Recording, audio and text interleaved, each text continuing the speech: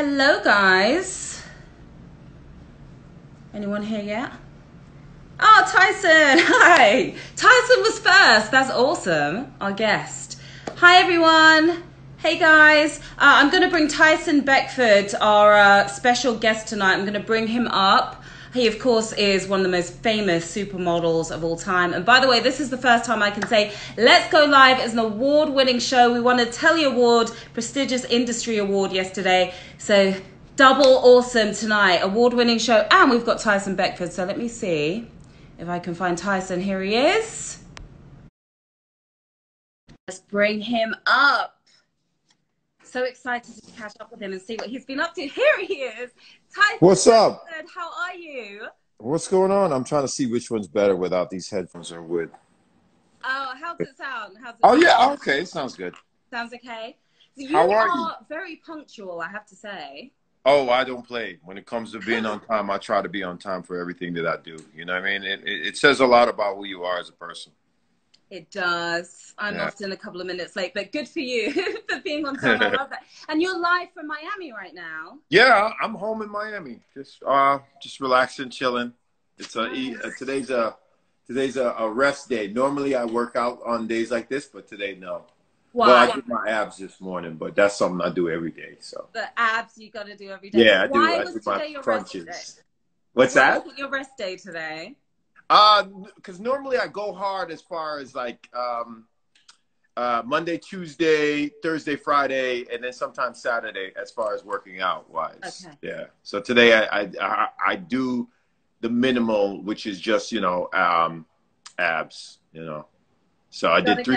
Those abs have always been right. Yeah, I got to keep it right, man. I mean, when you reach my age at 50, it's not too many guys left with abs anymore at that age. So I'm still, my goal is to continue to have abs to the day they put me to rest. It's still incredible to think that you're 50 years old now, because you certainly don't look it at all. Do you feel it at all? I don't feel 50, but I sometimes have to check my driver's license. Just sure. And then I often have this conversation with my mom, which was on the other line before I got on with you. Yeah. And she has selective memory. She's like, yeah, I think you were born then. I'm like, yeah, sure. Likes to mess with so, Today's topic was she's trying to tell me about meat. And I was like, I don't eat meat, Mom. And she's like, really? I forgot that. I was like, it's been over 20-something years since I've had a steak. Really? So you haven't eaten red meat for 20 years? Okay. More. Yeah, it's more. My son's 22, so it's roughly around, around his age that I stopped. Okay. Yeah. I don't eat much red meat either. I know you eat a lot of fish. Fish is your thing. Yeah, a big fish guy. Big fish. Yeah. Let's talk a little bit about Miami, because I read somewhere that you said to a Miami publication, you're never going to live anywhere else. Like, this is it. You're going to live the rest of your life in Miami. So let's talk about this good Miami living that you left us here in New York. Yeah, well, I always have these, like, I don't want to say visions or am I able to see the future, but it's like, my mom used to always tease us and say she's a witch and she can see things before. So I think I inherited that from her, because I saw this coming. I didn't know exactly what it was, and all my friends were like, are you preparing for the zombie apocalypse? I said, no, something's bad is coming. And I said, this is the wrong city to be in when it happens. And wow. And that's when you were in New York. Ground zero, yeah. So I left 6 years ago, and partially because I was following my my vision, and also I had a bad breakup. So for me, it was just so good to get out of there. And it was, for me, I felt like the city was getting toxic. And whenever I went out, I didn't really know any of the faces or the people. So for me, I just said it was time to leave. Yeah. So speaking of, the bad stuff we've been going through, a year of, lockdown, quarantine, the pandemic, do you feel like you were a different man going into the pandemic than who you are coming out at the tail end now? I totally feel different. Like, I had already been like working from home. I stopped going to clubs. I stopped going out. I started just kind of like bettering me and thinking about my legacy as a supermodel and, you know, and just my future. So I started different projects that were able to make me money from home, where I didn't have to leave the house if I didn't want to. And that just was the best thing for me. You know what I mean? I wanted to be less visual, you know, as far as red carpets, events, and all those things. I just wanted to work on the projects that later on in life, people will see. You know, if God forbid, you know, something was to happen to me tomorrow or something, you know, I'm leaving, you know, a lot of work behind. Like, you know, I watched Tupac do the same thing, and so many other artists before do the same thing, where they just, you know, they just constantly kept working, so that, you know, later on, you know, people would have something to look at when they're gone. So like DMX, who just he passed was away. able to finish that album with Swiss, and, you know, I watched the guys do that, and, you know, I'm a Rough Rider myself, so it was just like, you know, it was sad for us to lose him, but I think, like, we're all here, and we're all in line to go to the afterlife. It's just that we're in an order that we don't know. You understand what I'm saying? It's like, you know, up because we came in, and then now you're on the line to exit. So it's just a matter of time who goes when and where, you know. What do you believe is in the afterlife? We're getting real deep real quick here, but what do you believe is the afterlife? I don't know. I mean, there's so many, like, you know, the Quran says you have the afterlife, and you have, you know, X amount of virgins, and then, you know, 72, I think, isn't it? Yeah, the Bible says one thing. It's like, you know, I don't know if you or anyone else has gone and come back and say, hey man, it's going down over here. So we don't know. We just don't know. I don't know. I mean, I envision it to be someplace where you're embraced by, you know, your ancestors, you know, and it's just a feeling of joy. Because, you know, the body holds pain, the soul doesn't. So I think it's something like that we go through. I don't know exactly what it is, but I do believe in ghosts. I have encountered a few myself. Really? Where? Not in your house? Just not in this personal house. You know, but I've had houses where I've lived before, and I definitely saw, you know, a shadow, you know, cross my path that was unexplainable. For sure, you know. Wow. And, you know, I think even in times where I've had, you know, in my life, I've had many near-death incidents. And I think I've been saved by my ancestors a few times, because I remember one time riding under the Tappan Zee Bridge. Not the Tappan Zee. I think it's the Staten Island Bridge. I was coming from the Verrazano. Yeah, the huge bridge. And I should have met in this motorcycle accident, and I closed my eyes because I was just like, okay, it's over. And then the next thing you know, I was in another lane. So for me, I couldn't explain it. And then when I got home, I just thanked my blessings, because I held on to the handlebars and was prepared to crash and, you know, accept my fate. And then the next thing you know, I'm in a whole nother lane, safe and sound. So it was just like, what happened? Wow. Craziest thing, you know, one of the crazy experiences I've had with near-death situations. You know, were in a car crash too, weren't you? So I'm not normal. But wow, that's incredible. I was reading about how you were in a car crash. Was it in 2005? Yeah, and then there was a car crash in I think it was 05, 04, somewhere like that. But yeah, I've had my fair share. But again, I still do crazy stuff like jump out of airplanes, which I'm supposed to go skydiving like this week, and then I'm supposed to go diving with sharks, bull sharks, and, you know, and tiger sharks. But I don't know. I don't know. I just don't have any fear. Are you going to be in a cage? No, we're free diving. Oh, wow. Okay. That does sound kind of... I'm a little nervous, but then again, I'm just like, you know, if this is the way you're supposed to go, then this is the way you're supposed to go. Bring it on.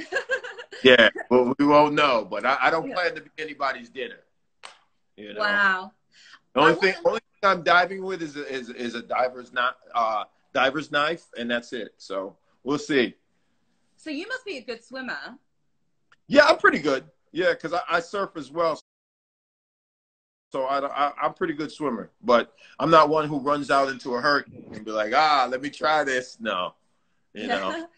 So I want to go back to one of the things you said a second ago, and then we're going to get into the 10 in 10 challenge. okay. But you said that you've wanted to be sort of low key and under the radar, not doing the red carpets, not being out at the events and the parties. Yeah. Why? I don't know. I just had gotten this weird vibe that something was going to happen, and and I didn't know exactly what it was. And you know, I've been, you know, what you call prepping for since like 1996, I think. So from then, when we were supposed to have, you know, the clock grid issue in 2000, Yeah. I'd always been prepared, always had gas, generators, canned goods, water, ammunition, firearms, gas masks, all kind of stuff since then. Because, you know, I grew up with members of the military in my family, so I've always had that kind of link to the military and anything going on. Like, I got the call, let me see, 2 weeks before we were said to get locked down, because I even have it on one of my Instagram stories that I was saying we're going to get locked down in 2 weeks, people. And a lot of people were like, nah, you're full of it. It's not going to happen. And then it came. And then, you know, I hate to be the one to say I told you so, but I told you so. So I have friends who are like Secret Service and, you know, FBI and stuff like that. So they like alerted me way before this pandemic came and said, look, you know, get this, get that, get food, get fuel, get cash out the bank. So I started telling all my close people what to do. You know, I told my brothers, my sisters, of course, and, you know, we just went from there, and then we started telling our friends. So I was prepared for it, you know, so. Yeah, that's good. I mean, I never in a million years would have thought this was something that would affect the entire world and have us all. Yeah, no, well, I think this is, I hate to say it, but this is just the beginning of what is to come. You know, you have countries like Israel and places like Hezbollah just fighting amongst each other, which, you know, it's not good. None of this is good, because someone's going to really get angry and probably try to launch nuclear missiles. And, you know, we're in a weird world right now where we have sightings of UFOs, but nobody cares. So, and the funny thing about the UFOs, they hang out they've been like seen over the ocean. They've been seen over military bases. You know, I think I do believe in them myself. I think they're here. They're gonna present themselves at some point. Yeah. It might be when we start a nuclear war or when we start, you know, a civil war, but something's brewing, and, you know, they are very much gathering intelligence, you know, because they're sitting over nuclear bases, and, you know, some of the pilots that have seen them are saying, look, you know, we have vehicles that can go 9,000 miles an hour, and they're moving at 13 to 15,000 miles an hour, and they can just shift in any direction. Like, I just watched a video of one sitting over the ocean, and then it just dived into the ocean, and then it just, you know, just disappeared. There's nothing that man himself has made that can do those things. So I think we definitely, something's happening, getting ready to happen, you know. And I've never been wrong about my feelings. You know, it's like whenever I'm in a nightclub and then I get this sixth sense to just leave. And then the next day somebody be like, man, yo, they shot the club up. How did you know it was time for us to go? I just know, you know. You just have that sixth sense, yeah. And then I don't know if it's a Jamaican island boy thing or, you know, but my mom has it. Yeah, and my mom, like, you know, she can sense when I'm in danger, you know, and it's crazy. I don't know if it's mother's intuition or so, but, You know, she always knows when to check on me. That's so interesting. Yeah, it runs in the family. Yeah, yeah. So let's get to our 10 in 10 challenge, okay? So this is the warm-up question, although we don't need a warm-up, but complete the sentence here, Tyson. Okay. I give the best blank. I give the best foot massages. Do you? Yes, I do. How do you know? You've been told. I've been told. Plus, I got extremely large hands. People don't realize I have extremely large hands. I played American football, and then I also played soccer as a kid as goalie. So I have, you know, I have these extremely large hands. Okay, so you're the foot masseuse. I'm not a big foot person. I don't like other people's feet.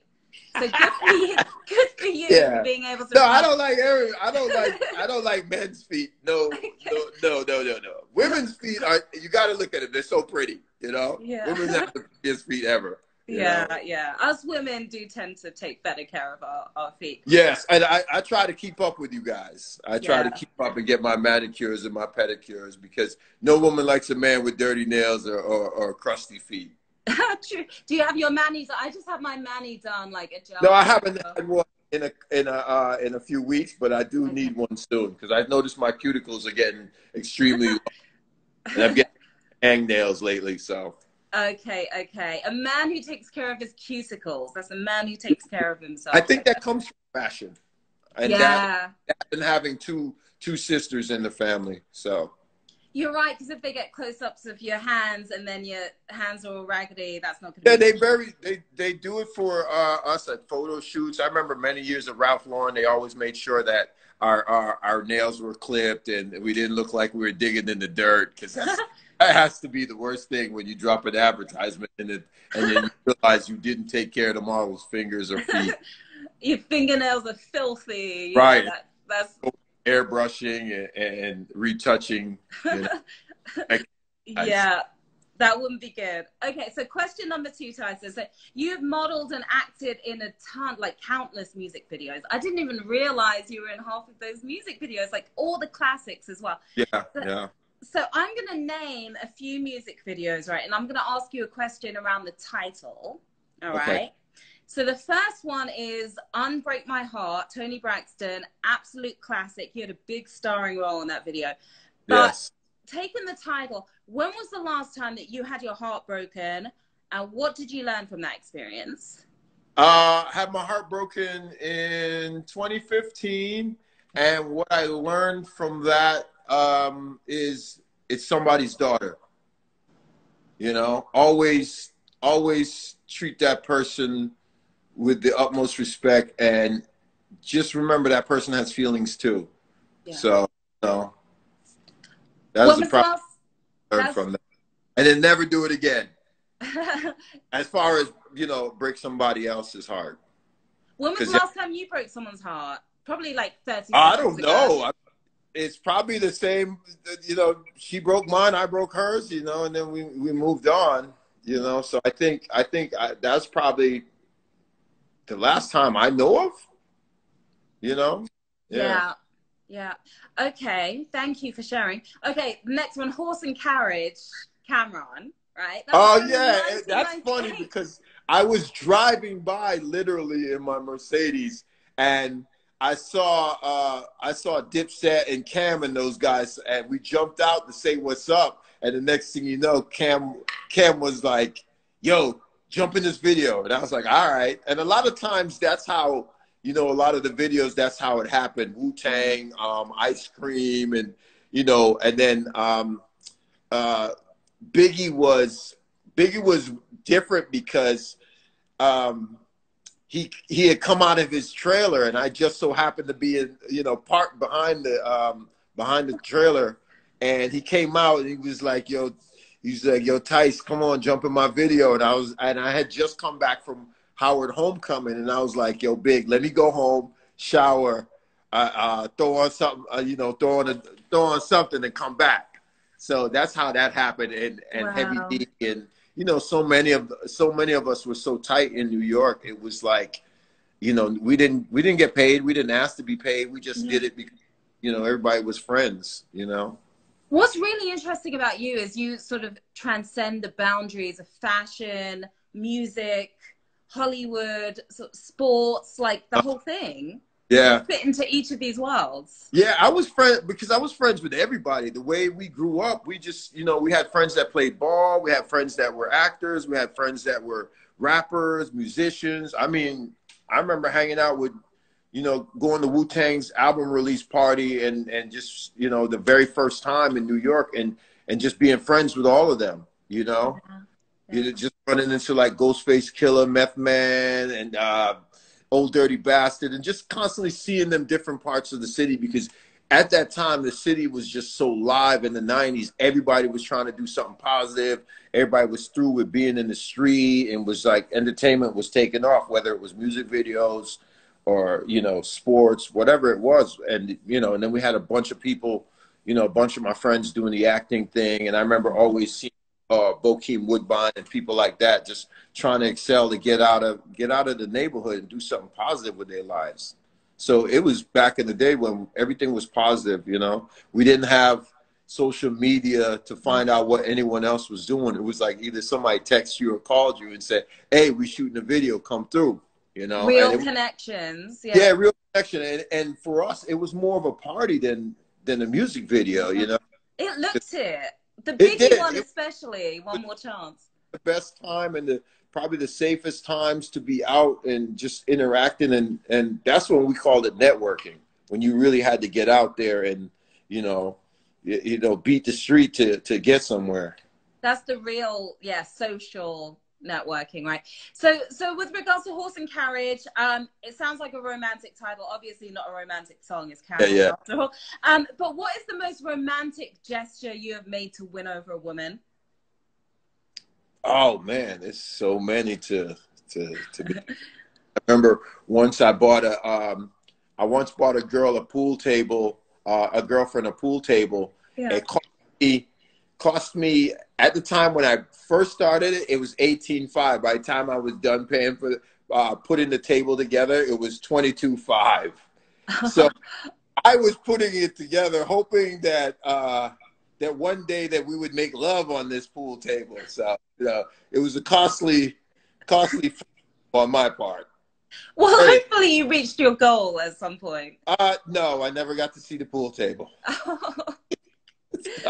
Damn it, okay. Good. And then I remember one time buying a girl diamond earrings, and before I could even give it to her, we broke up. And then I still have those diamond earrings to this day. Sometimes you see me wearing them because, you know, I would wear them yourself. Yeah, I would never spend that much on myself, but, you know, these were like, you know, almost 2 carats. And I went out and, you know, this was back when Jacob was hot. I went to Jacob and I was like, yo, I got this girl that I'm in love with. Her birthday's coming. I want to buy her these earrings. So I went and got the earrings, and I put them in platinum settings at the time. And, you know, I was a real romantic back in the days until it kept getting my heart broke. Then I was just like, this ain't working for me. Oh, you know? Really? Are you not romantic anymore because of... No, I still am, but I okay. think twice now before I go running off spending my money and yeah. you know, waiting for love to fall apart, you know. That's not good. Yeah, and so I now, bet she would have waited to have that argument if she knew the earrings were coming. Correctly, yeah, correctly. So it's actually good that you held on to the earrings. Yes. So. They say that the Lord works in mysterious ways, so, you know, he shows you what he needs to show you. And I've always believed in that, you know. I'm not a really religious person, but I do believe that there's a higher being guiding us into things and telling us what not to do, you know, because, you know, I'm not a criminal. I've never robbed or killed or done anything against what the Bible tells us to do, you know. So, but then again, I'm not a saint or a preacher at that. Yeah, but you're a good boy. You're a good boy. Yeah. I'm definitely a good person with a good heart. I would take my shirt off and give you the shoes off my feet if it helps you. Oh, that's sweet. Okay, so we talked about Biggie, One More Chance. That was 1995. You did that video.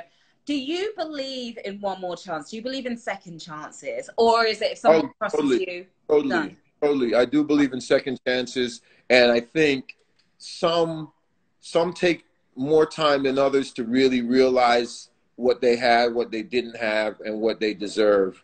And I think in time, you know, people do realize those things, you know. Yeah, yeah. I always give people a second chance. Maybe not a third, but I'll give you a second chance. Okay. That's smart. And lastly, Infinity by Mariah Carey, which is that your last music video that you did in 2015? I would think so. I think so. Yeah, because we had a deal, me and her. I said, okay, you come see me at Chippendales, and then she was like, you got to do my music videos. Yeah. And I said, okay, cool, done deal. So I didn't know that she wanted me to I don't think she wanted me to come as a Chippendale, but it turned out to be such a great idea that I threw on the bow tie and the collar. And she was like, well, you're going to come to the door, and you're going to be all smiles and ready to go. And I'm going to be like, oh, no, boy, I'm not messing with you. And she's going to shut the door on me. So we had some really good outtakes of it. Some of it, like, didn't make it. But, you know, if she ever was to release outtakes of all her music videos, I think everyone would find that scene very funny, because we had such a great connection comedically on that. And just, you know, MC's she's so real. She's like one of the realest, you know, people that I know, and I've known her since the beginning of her career. So, and we've always been cool. I've never been one of those guys to try to hit on her, because I watched everybody and their mama try to hit on that poor girl. I was like, you know what? I'm gonna be your friend, because you're gonna need one of us. You know, as you're gonna need some friends. That's nice of you. There were rumors out there at one point that you guys were dating, right? Oh, really? Oh. Yeah, that's what I read, at least when I was researching. Yeah, and apparently... I think so. I remember that being said back in the 90s when she had just left Tommy Mottola. But, you know, it was always, me and her was just always cool. It just was, you know, just something about just cool, you know. We weren't trying to get on each other. And no, it just was just... You know, sometimes men and women can be friends, Sharon. I believe that. I'm fully for that. I don't know if every man believes that guys can be friends with women, but it's nice to meet guys that do believe that. I do believe that. I do believe that. And I think that the men that do cross that boundary, you know, they mess it up. Because once you cross it, you can't go back, you know? Yeah. Mess up the relationship with that female, and then, you know, you're out of a friend, you know? Exactly. You're down a friend, down in your life. Yep. So the song is called Infinity, the one you did with Mariah. If there's one thing that you could keep with you your entire life, whether it's a possession, whether it's a person, whether it's something that you have as a trait, what's that one thing you would want to keep for infinity? I'd like to keep my son. Yeah. Yeah. I think that would be, you know, we could be like the dynamic duo, Batman and Robin. You know? I don't know, but he's like one of my favorite people on the planet. Like, you know, he doesn't always agree with me. You know, sometimes I have to convince him to do certain things. He just, you know, he has a mind of his own. He's not a follower, and I just love the fact that he's so independent. Doesn't want my help with his career, what he's doing. He just, once in a while, if he calls me and asks me for help, I'm like a kid. I'm so giddy to, you know, want to help him, you know, but then he'll like, okay, Dad, that's enough. No more. I got this from here. So I think he would be infinity. Either that or my mom and dad, you know, family would be, family would be the correct answer for that question. Good answer. And does your son want to model? Does he model at all? Oh, well, we're both signed to Soul Artist Management, which is the #1 male modeling agency in the world, and they're located in New York. So he signed in 2018. Mm-hmm. So he's been working. I worked with him. We did Chinese GQ together, and then you know, off, and he's doing his own thing. So my dream was for us to shoot together, so we did. So now it's like, you know, I want to try to get us to shoot again together, because I don't really do the modeling thing per se, but I do get inspired to do certain things. And I just met this really amazing photographer and stylist, and he suggested that me and my son Jordan do something. So I'd like to do that, you know, at least before I leave this earth. I think I do owe him that, and I think I do old fashioned that for us to shoot something amazing together. It's just, it has to be genius. We would love that. I would love to see that for sure. I'm sure everyone else would too. Okay, so question number 3. What is your biggest fear that you've had to face in life, and how did you tackle it head on? Or maybe it's still a fear that you haven't faced. Well, I do have, I don't really fear anything. I don't fear any man. I don't fear death. What I do fear is failure. I don't like failing at things. I like to, you know, I like to succeed. I don't like things failing. And if they do fail, it's never really my fault. It's always the other party, or, you know, whenever I do a collab with somebody, it just, you know, it just, if it doesn't go well, it's because of that other person not doing their part. Because me, I go 110 into everything. Like right now, I'm doing my my autobiography. I'm at the point now. We've seen the cover. We have a soft cover. We have a hard cover. You know, it's a really nice book so far, and I'm proofreading. I'm halfway through proofreading it now, and I want to make sure that it's perfect, man. You know, because there's a story to tell in there from when I was little to how I came to the U.S. and, you know, it just, you know, having that whole Jamaican background and the accent, and, you know, what I went through to get rid of the accent, but which now is accepted. Whereas it before, when I came to America in the 70s, you know, it was like, what did he say? Yeah. You know, because it was like, well, go on, Bridget, why I did it? So it was How like, old were you? I was like, when I came to the U.S., I was 7. But mind you, I was born in the U.S., but at 6 months old, my mom took me back to Jamaica. And for me, you know, I don't remember anything, you know, at 6 months old in America. I only remember my childhood growing up in Jamaica. So for me, I never knew any place but Jamaica. I never wore shoes. I never wore a shirt. So then when we moved to the U.S., it was winter. So this was a culture shock for me because I don't know what this white stuff is. So it's cold, and I have to wear shoes, and I have to wear clothes because it just, you know, it's not 85, 90 degrees like it was in Jamaica. And, you know, like I said, I never wore a shirt and never wore shoes. Sometimes most of the time I was naked, but, you know, you can't come run around America naked. Although sometimes I feel like I need to be, but. Well, you know. some New Yorkers do it. I mean, they might get arrested, but.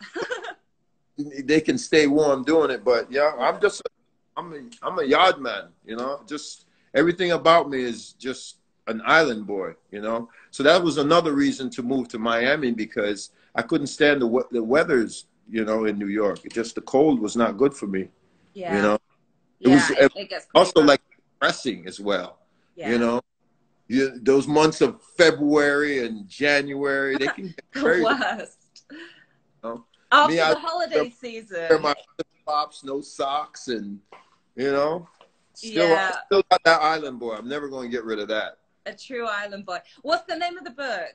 Can you tell us? The book is just called, you know, the autobiography of Tyson Beckford. Okay. So. Okay. Well, that sounds exciting. I can't wait to read it, and once it's out. Okay, so question number 4. So you actually retired from modeling in 2008, and this is after 16 years, right? Because you began modeling in 92. And is it true that it was Jeff Jones that discovered you from the Source magazine? Because I've never met this person, Jeff Jones. Really? The person that discovered me was a guy by the name of Seven, Eric Council. Okay. Eric was like the fashion editor at the Source, and then later on, God rest his soul, Chi came in, and, you know, but this other guy, I don't know who he is. Jones. I know Jeff. Yeah, I don't know who he is. I've never met him, and you know, when I try to Google what he looked like, I couldn't find it. So it was so weird, and it's almost like when you look me up, I'm married to Bernice something other. Yeah, I just see. And then when you see it's not Bernice. The picture is of an ex-girlfriend of mine, Shanina Shaikh. So it's weird. Yeah. So I don't know you know, that's why you can never believe what you find on the internet, you A know, lot because of misinformation. Yeah. because they had me as I was born 1971. I said, so what was I doing for a whole year then? You know, so, you know, weird. Yeah. I do actually know Jeff Jones. I didn't ask him about this, but I was like, oh, Jeff. Oh, I know Jeff. so it is a real person. There is a real Jeff. He's a white guy, and he's got like long, bushy hair. I don't know if he had Oh, it back then. no, 100%. That was not the dude that I met. That's not the guy. Eric, I later on got in a rap group with Eric. It was me, Eric. At the time, Eric was called Seven. And then we had Vin Diesel was in the group. Really? You guys were all rappers? We performed at Nell's. That was our first performance. Like, I literally had to write my rhymes that night. Like, I was... and I think I botched up some of it, but I came back and got it right. And, it was, you know... So let me get I still have the pictures of what we thought was an album cover. So, yeah. Please post that, because it's in my phone. I gotta dig for it, but it's crazy because Vin looks exactly the same. I look exactly the same. We still and from back then, I'm like, you know, this was like 1991, early 92. We were just trying to, you know, make it. We didn't know what we were doing actually, whether it was going to be the rapping, the fashion, you know, we just knew we were destined for something. And then I remember running into Vin in LA after he had just done Boiler Room. And he said, yo, I'm getting ready to do this car movie. You need to jump on it with me. And then we somehow lost touch. And that car movie turned out to be Fast and Furious. Wow. That is like such an awesome story. Were you guys actually any good at rhyming? Yeah, we were all right. But we weren't like a Nas or a Jay-Z or anything like that. I mean, because back then you had this thing called How Can I Be Down and all these other, you know, things going on where all these people were, you know, meeting and talking about rap music and trying to be producers and rappers. And, you know, it was just a vibe in New York back then. That is so cool. I feel like no one knows that story because I did a lot of digging. No, I think E once did a thing on Vin Diesel and they touched on it a little bit. Okay. You know, it really got into it seriously. But with his voice, oh my God, yo, I would go before him and then he would come after me because we were kind of like a duo. But like, you know, it was just like baggy jeans, Timberlands. We used to go on stage with baseball bats. Did you use them on anyone? Like we had shaved heads before Onyx and all of that stuff was cool. It was just like, I remember I had dreads and I couldn't undo them. So what I had to do was just shave it, and I shaved it like bald. Back then it was crazy if you shaved your head like that because nobody was doing it. But then it started to pick up, you know. Everybody started shaving their heads, and then that's how that started. Wow, that is history right there. And I love the fact that you wrote your rhyme that night. Yeah, I wrote it. I literally maybe an hour before we got on stage. You're like, oh, I better put something together. I didn't even rehearse it, nothing. I just went with it, like, you know. Forget whatever I messed on, I ad-lib and put something else in there. So. That is so awesome. Yeah. What I was going to ask you just about the modeling industry as well is, what do you miss the most about your runway days? And then what are you glad to sort of see the back of in terms of the modeling? Hold on, let me turn because the light is fading and it's going down. This is much better light, yes. Yeah, better lighting over here. Okay, so what I do miss, don't pay attention to my TV in the back. It's on something, I don't know what. What I do miss about the modeling is just the creating part of walking onto set that day and seeing the clothes for the first time, and then getting the direction from the art director and the photographer. You know, I think that was probably the most fun about it. And then just being able to put the clothes on, and you know, I loved it when they let me just act crazy and be myself. I think that was probably the best part of doing it. But sometimes they had, you know, I worked for people who had just a set look and a set style and a set way they wanted it done. That was fun too, but it wasn't as much fun as when they got to the end of the shoot and they said, "Do you?" Yeah. And then that's when like I would come out and just do me and do all the crazy stuff, and you know, and that would end up being what was used instead of, you know, what was like, you know, robotly directed to us. So Yeah. I think that's what I do miss about it, the creation part. And I feel like now there's nobody being creative and doing anything new. I think now everything that is being done is kind of what we did already in the 90s. You know, I see people redoing shoots that I did with Naomi, and you know, shoots I did on my own, or shoots I did with Bruce Weber. I think it just, you know, I think it's gotten to the point where there's nothing fresh right now, you know. Yeah. And then the term supermodel is used so loosely now, you know. It's like everybody's a supermodel. Oh my God, you just shot a Coca-Cola ad. Oh, you're a supermodel. So it's weird now, you know. It's a terminology used so loosely. Have there even been any? I literally can't think of any other male supermodel outside of you. Like when it comes to men. No, there isn't anything. But one of the projects I'm working on now is called the Rise of the Male Supermodel. It's a 10-part. Well, I say 10-episode docuseries about the top 10 male models of all time. Myself is in it, Marcus Schenkenberg, Mark Vanderloo, you know, David Gandy. There's a few of us in it. So yeah. I'm actually the narrator, and you know, I just got my narration script the other day, so I'm just going over everything.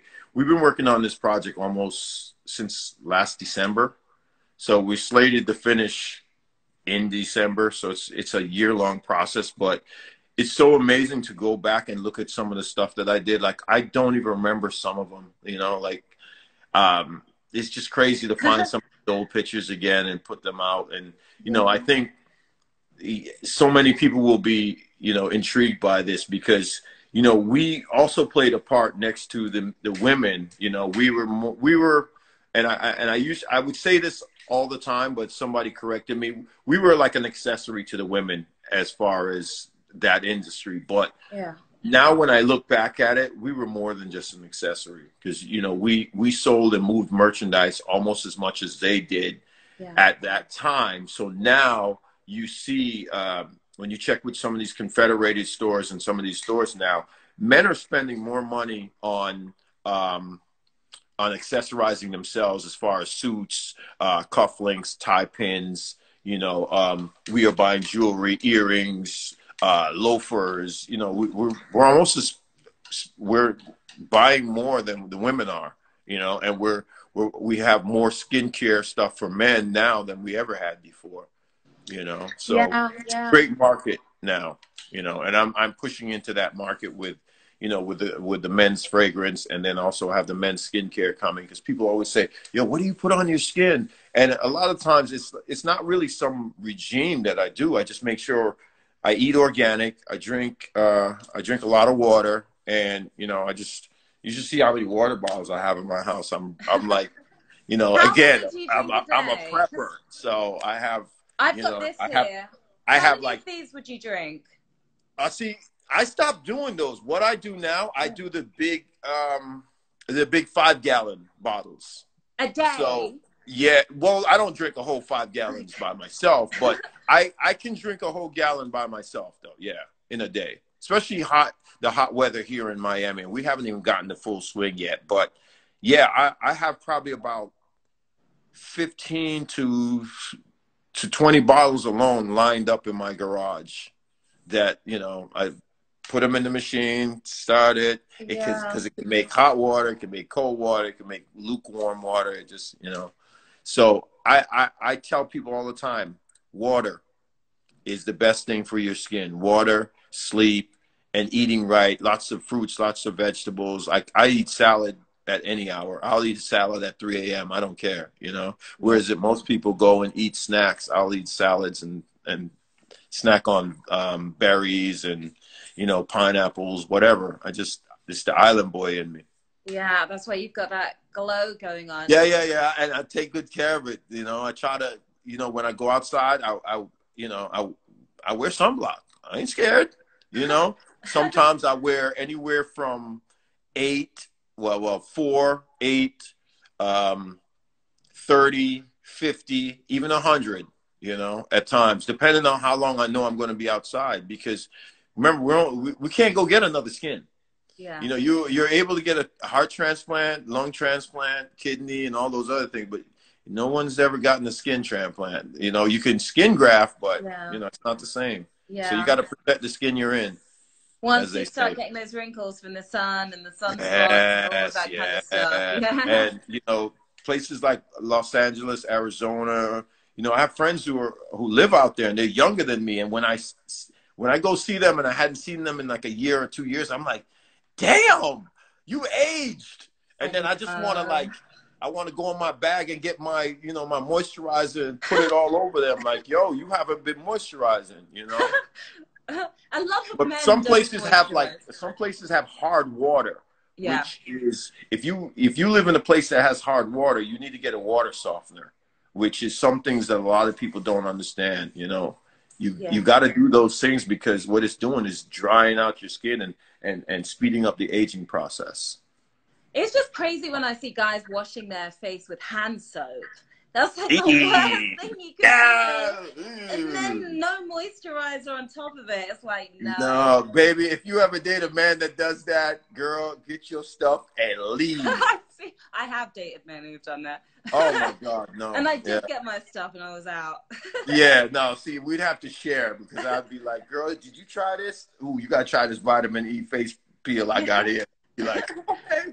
Yeah. You know, you got to take care of your skin, especially for us who are on camera and in camera all the time. So, you know, it's a different life for us. We definitely have to preserve all of this that we have, you know? Absolutely. And I'm noticing now a lot of men care about their skin. Guys will hit me up and be like, yo, what do you do about ingrowns? What do you do about this and do that? You know, and the one thing I always tell them is, you know, if you're getting ingrowns, get a nice dry washcloth and just rub, and that way, like, especially if I shave clean, I have to do that and get the hair follicles standing up, and you know, because you don't want them to go back in and regrow in there. Kind of like exfoliating or something. Yeah, it's a way of exfoliating, exactly. So okay. Yeah. Now you mentioned, so question number 5, you mentioned the fragrance, the men's fragrance is called Orion Sky, and you had a great description. You said that when you smell it, like it just builds up and builds up into a climax, and I'm like, okay, I ran out and got it at that point. Yeah, I mean, it's a little sexual reference, but it's like, you know, it's like a lunar eclipse. It's like, you know, what else is bigger than the universe and the sky, you know? And that's the feeling I got when I first, you know, when I was at the company and we were making it, and I inhaled it, and I was just like, oh my God, this is it. And then that's how we came about the name. Yeah. And then I also have a telescope, says Orion on it. So it was subliminally in my head. And if you look, that's the telescope right there. Oh, wow. Because you're into astrology. I've been staying up and trying to catch these moons that we're getting. Like tonight is supposed to be a great moon, but, you know, we on the East Coast get to see a glimpse of it between 5:26 and 5:30. So it's weird at that AM time. But so you're into astrology. Are you into... I really am. Astronomy, sorry, but you're into astrology as well. Exactly, yeah. I'm a Sagittarius, so I know, you know, I know who I vibe with. I know who I don't vibe with. And, you know, I'm a fire sign, but so I'm a peaceful fire sign, you know? Yeah. So tell me if this is true, because this is what I've heard about. I've never dated a Sagittarian, I don't think, but I've had Sagittarian friends, male friends. Mm-hmm. And they say that they don't like to be tied down. Like, they have to feel like they're free and... Yeah. Well, I don't think it's so much tied down relationship-wise. I think it's more about they love to travel. We love to travel. Mm. I've been traveling the world since I was exactly 6 months old. I was, 6 months old, I was on a plane, you know. Uh-huh. And then people always say, how did you get to this country? I said, well, I came on first class back to America. So, you know, it was, even though I'm Caribbean, I still flew first class. Yeah. So it's something, I think it's more so of a metaphor, not necessarily that we don't want to be in a relationship, because I know most Sages, we do love relationships. We want our partner to be our best friend, our travel buddy, like, you know, our partner of mischief, you know, your partner of crime, you know, your best friend, basically. Yeah. Like, yeah, basically. Yeah. And that's something that we look forward to, and we look to loyalty, you know. Yeah. Your best friend should be loyal, even when you're not there. They're defending you, you know. Absolutely. And in their dire need and trouble and pain, you want to be that first person they call, you know. I'm reliable as all hell. You tell me to be there at 4 o'clock, I'm there at 4 o'clock. You know? I can tell. Actually, probably going to be there at 3:58, but you know. Yeah. So it's important. That's a good thing. So in terms of, that's the men's fragrance. When it comes to a woman's scent, like, how do you like your lady to smell, and what are some of the other factors that you look for in a partner? Well, you just said your best friend, your travel buddy, all of those things. Yeah, loyalty. So me as a fragrance maker, I would never try to attempt to make a woman's fragrance, because it is hard. Yeah. Okay. That is like, you know, you trying to invent the new woman. That's tough. So for me, I love citrus on me, but you can't do too much citrus on a woman. So it needs to be more flowery, I guess, like more flowers. Yeah. Kind of, you know, derived, sweet. Yeah. Yeah, it needs to be sweet, and it's just, you know, and I don't want to say strong to be like strong, overbearing, but strong enough for when she walks by, you're like, ooh, wow, you know? So, yeah. And what I look for in a partner is someone who's a go-getter, who's got strength, who's got, you have to have a sense of humor to be with me. And you got to be a person to pick somebody up when they're down, because we Sagittarius tend to get down on ourselves when things aren't going right. And I've learned over the years to know, okay, if it's not going right and it was out of my control, I need to accept that. So that is something that I constantly need to remind myself. And I think if I get a partner, she probably will have to keep constantly remind me that, you know, maybe it's not your fault. You did your thing. They didn't do theirs. Yeah. So that kind of happens for me, especially like I've worked on films that we did such a great job, and then we left it for the producers to finish, edit, and do all the things that were necessary. And sometimes they you know, they bobble it and they fuck it up, you know, in plain words. So then you can't blame yourself for that. You did your part, and, you know, as a team player, you did what was asked of you.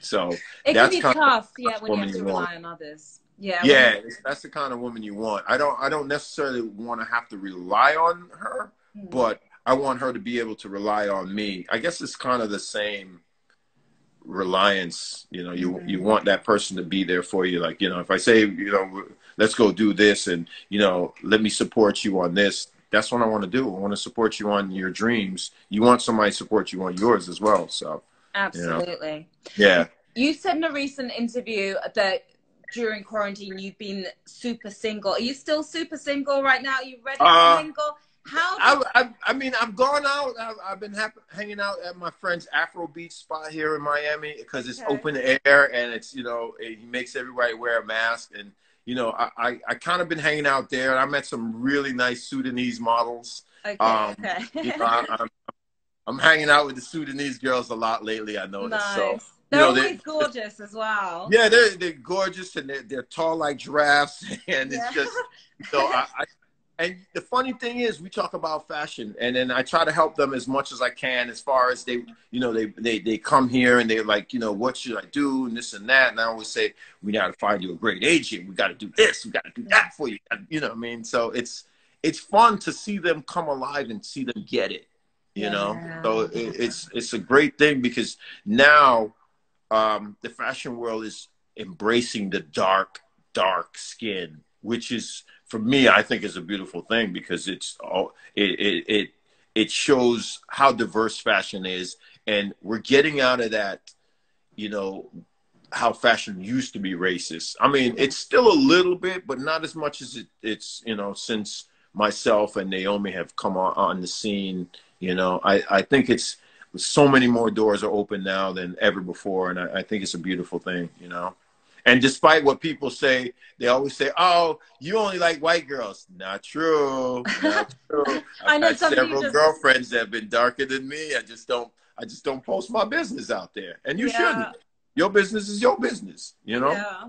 So yeah. Somebody did just post, "Do you date sisters?" I saw that in the comments. Oh yeah. Of course I do. I mean, the last girl I was dating was I was dating a Mexican and black girl, and then before that, a Haitian girl. You know, so you know we have a lot of Haitians and Sudanese down here, and it's just like, how can you not love a black woman with like chocolate skin? So when I used to hear these rumors over time, I used to think it was crazy. Yeah. I said, why they always judging the brothers? But when the sisters go find them a white guy, they don't chip for them. Nobody saying nothing. Like, you go, girl. These men ain't how these black men ain't out here ain't shit. So it's like, how you just throw us under the bus? As soon as you see us with a Latin girl or anything light skinned, you're like, oh, we done lost another brother.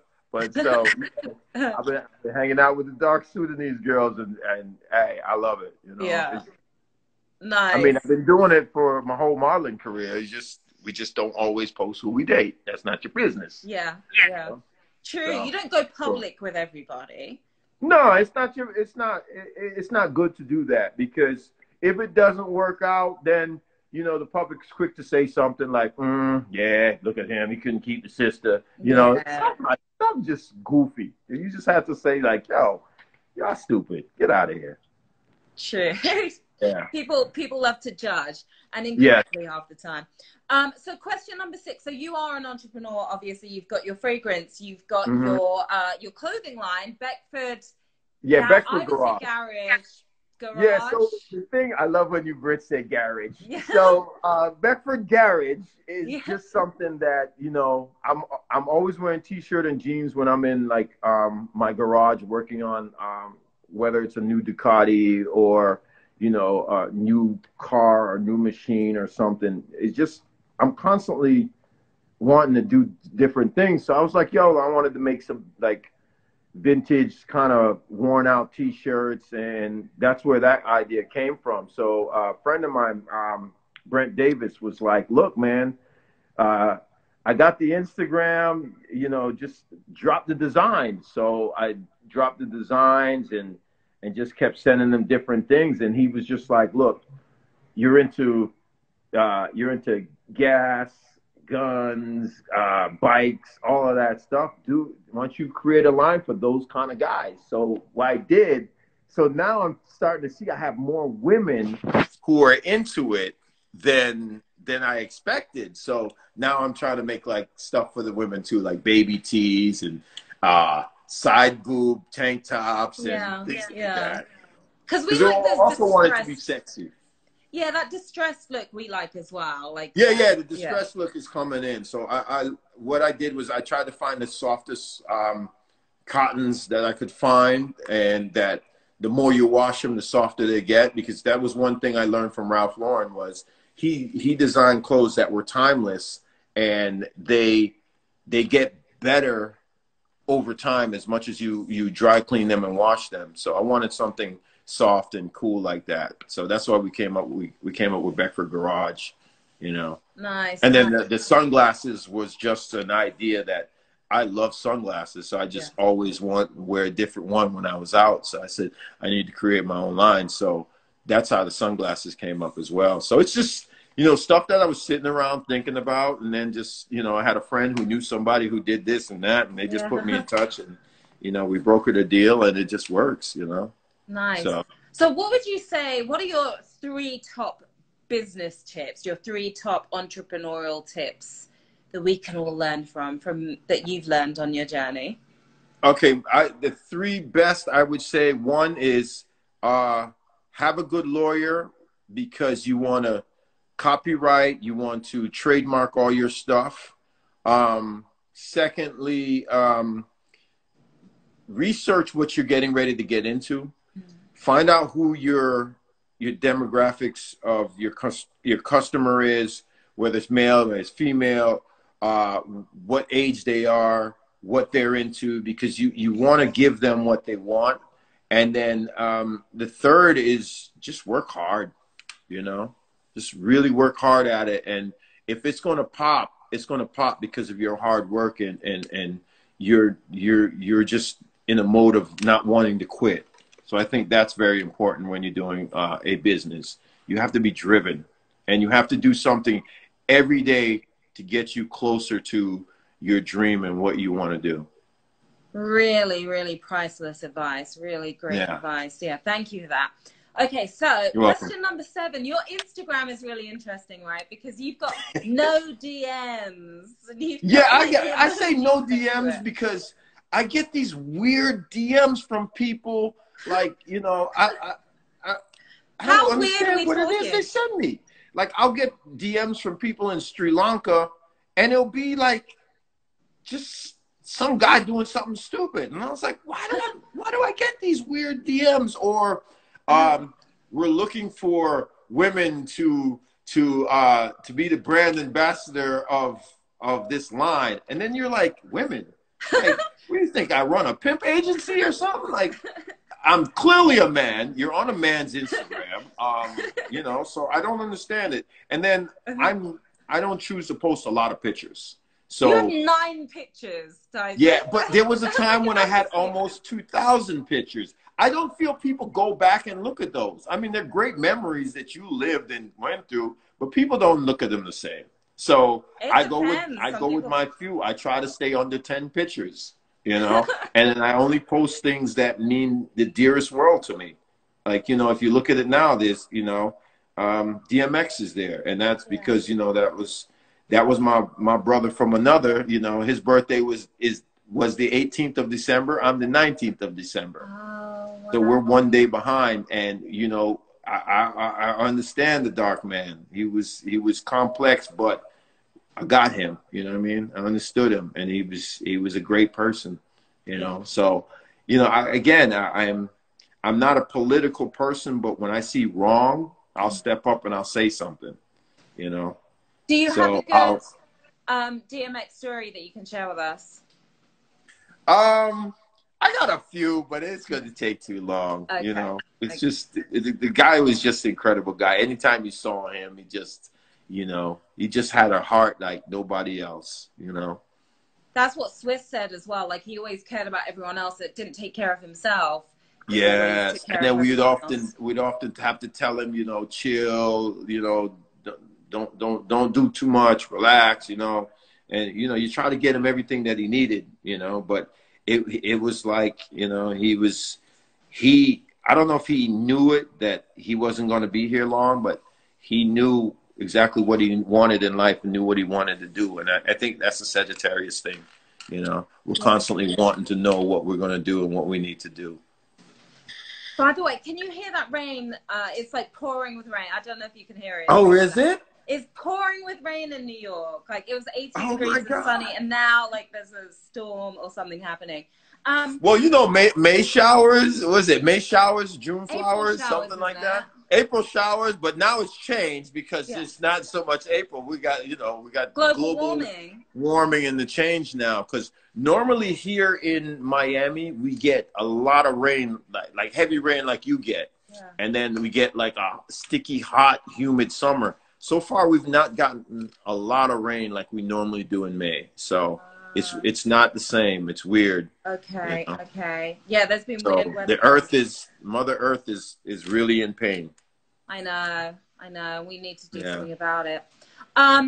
Speaking of social media and Instagram, whatever happened with that feud, the infamous feud you had with Kim Kardashian? Like, what was that about? I didn't even know about that at the time. See, this is the thing. It wasn't a feud. I was talking to a friend who wanted me to train her.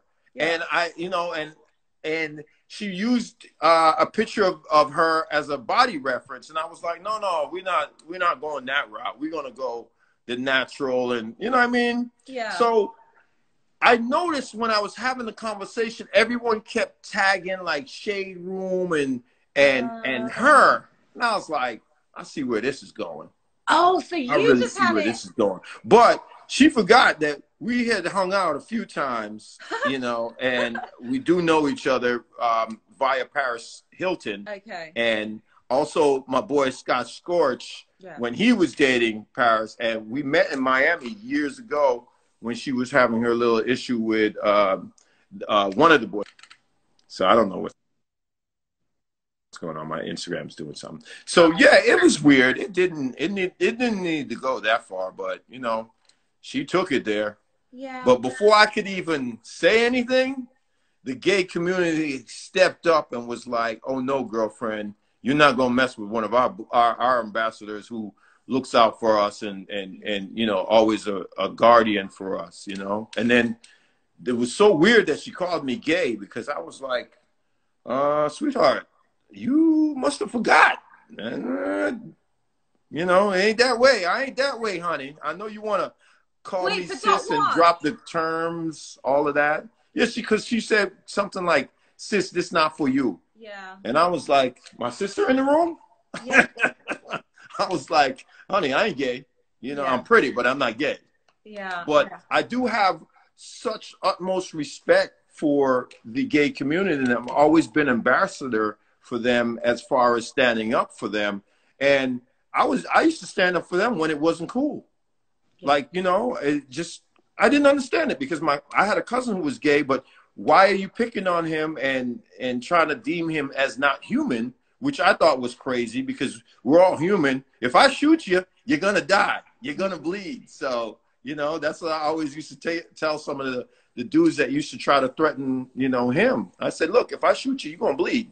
And you're probably going to die. So, you know, don't do that. Yeah. So it was always like, you know, they always wanted to be violent towards them. So then I said, well, guess what? I'm going to be violent towards you for picking on people. So ever since I was little, I was always the bully killer. You know, I used to fight guys 10 times my size, you know, when I was a little kid, but I didn't care. My heart was so big and so strong, I would defeat them, you know, and it was like, you know, they kept calling me the giant killer in the neighborhood. So whatever. Wow. But I laughed at that whole situation. Then I saw how viral it went, and I was like, this is so stupid. You know, she has me blocked on Instagram, by the way. But does she really? So you guys haven't run into each other at parties or anything since? Because you. No, I don't go out. Yeah, you don't go out anymore. But then her husband tried to get tough with me, and then I noticed Snoop said this, and it had me cracking up. Snoop was like, yo, you need to pick on somebody that you can beat up.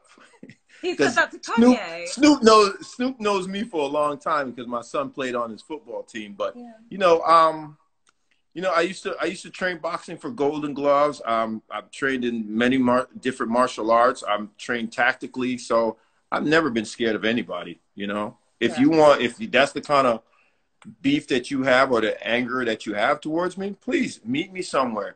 But when I did see him at the 50th Ralph Lauren event, as I was standing in the middle of Oprah Winfrey and Hillary Clinton. He was on the other side of the table. And when I tried to make eye contact with him, he wouldn't look at me, you know? And I didn't realize he was that short.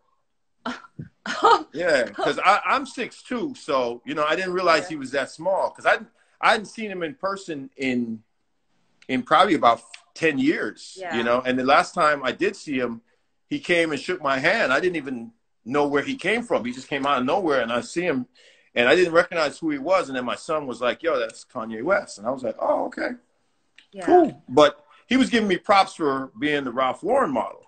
So then when I did see him at the Clinton, at the 50th event, he didn't look at me. He didn't say anything to me. And then I went to the bathroom, and then one of his friends came and was trying to talk to me. I said, yo, dead that noise, bro.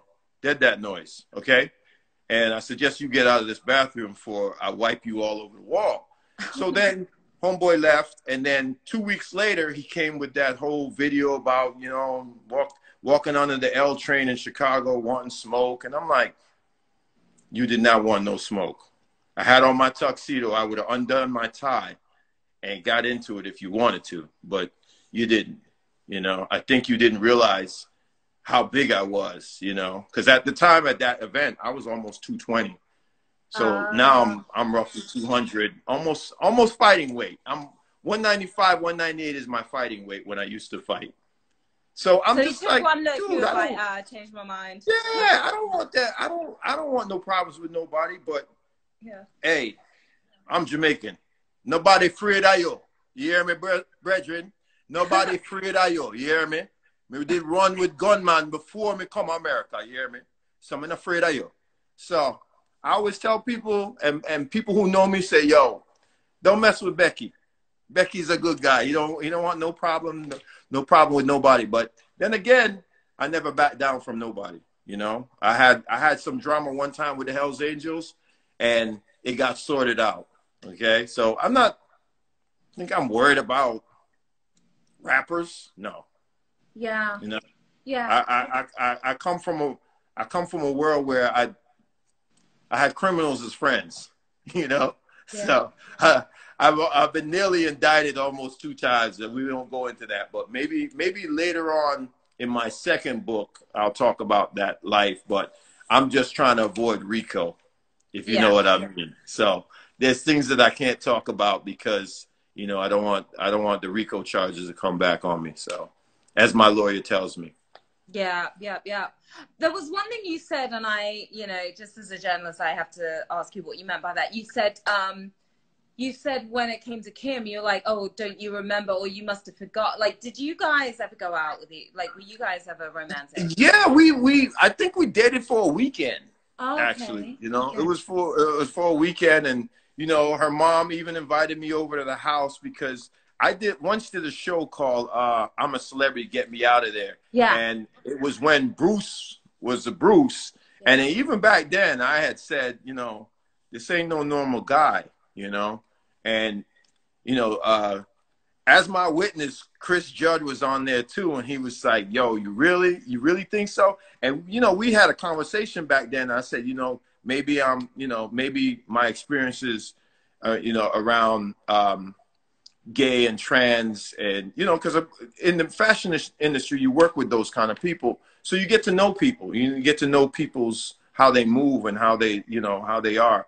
So, you know, I was just often got that vibe, you know, and, you know, they invited me to the house for dinner and stuff like that. But, you know, some people forget things. It's cool.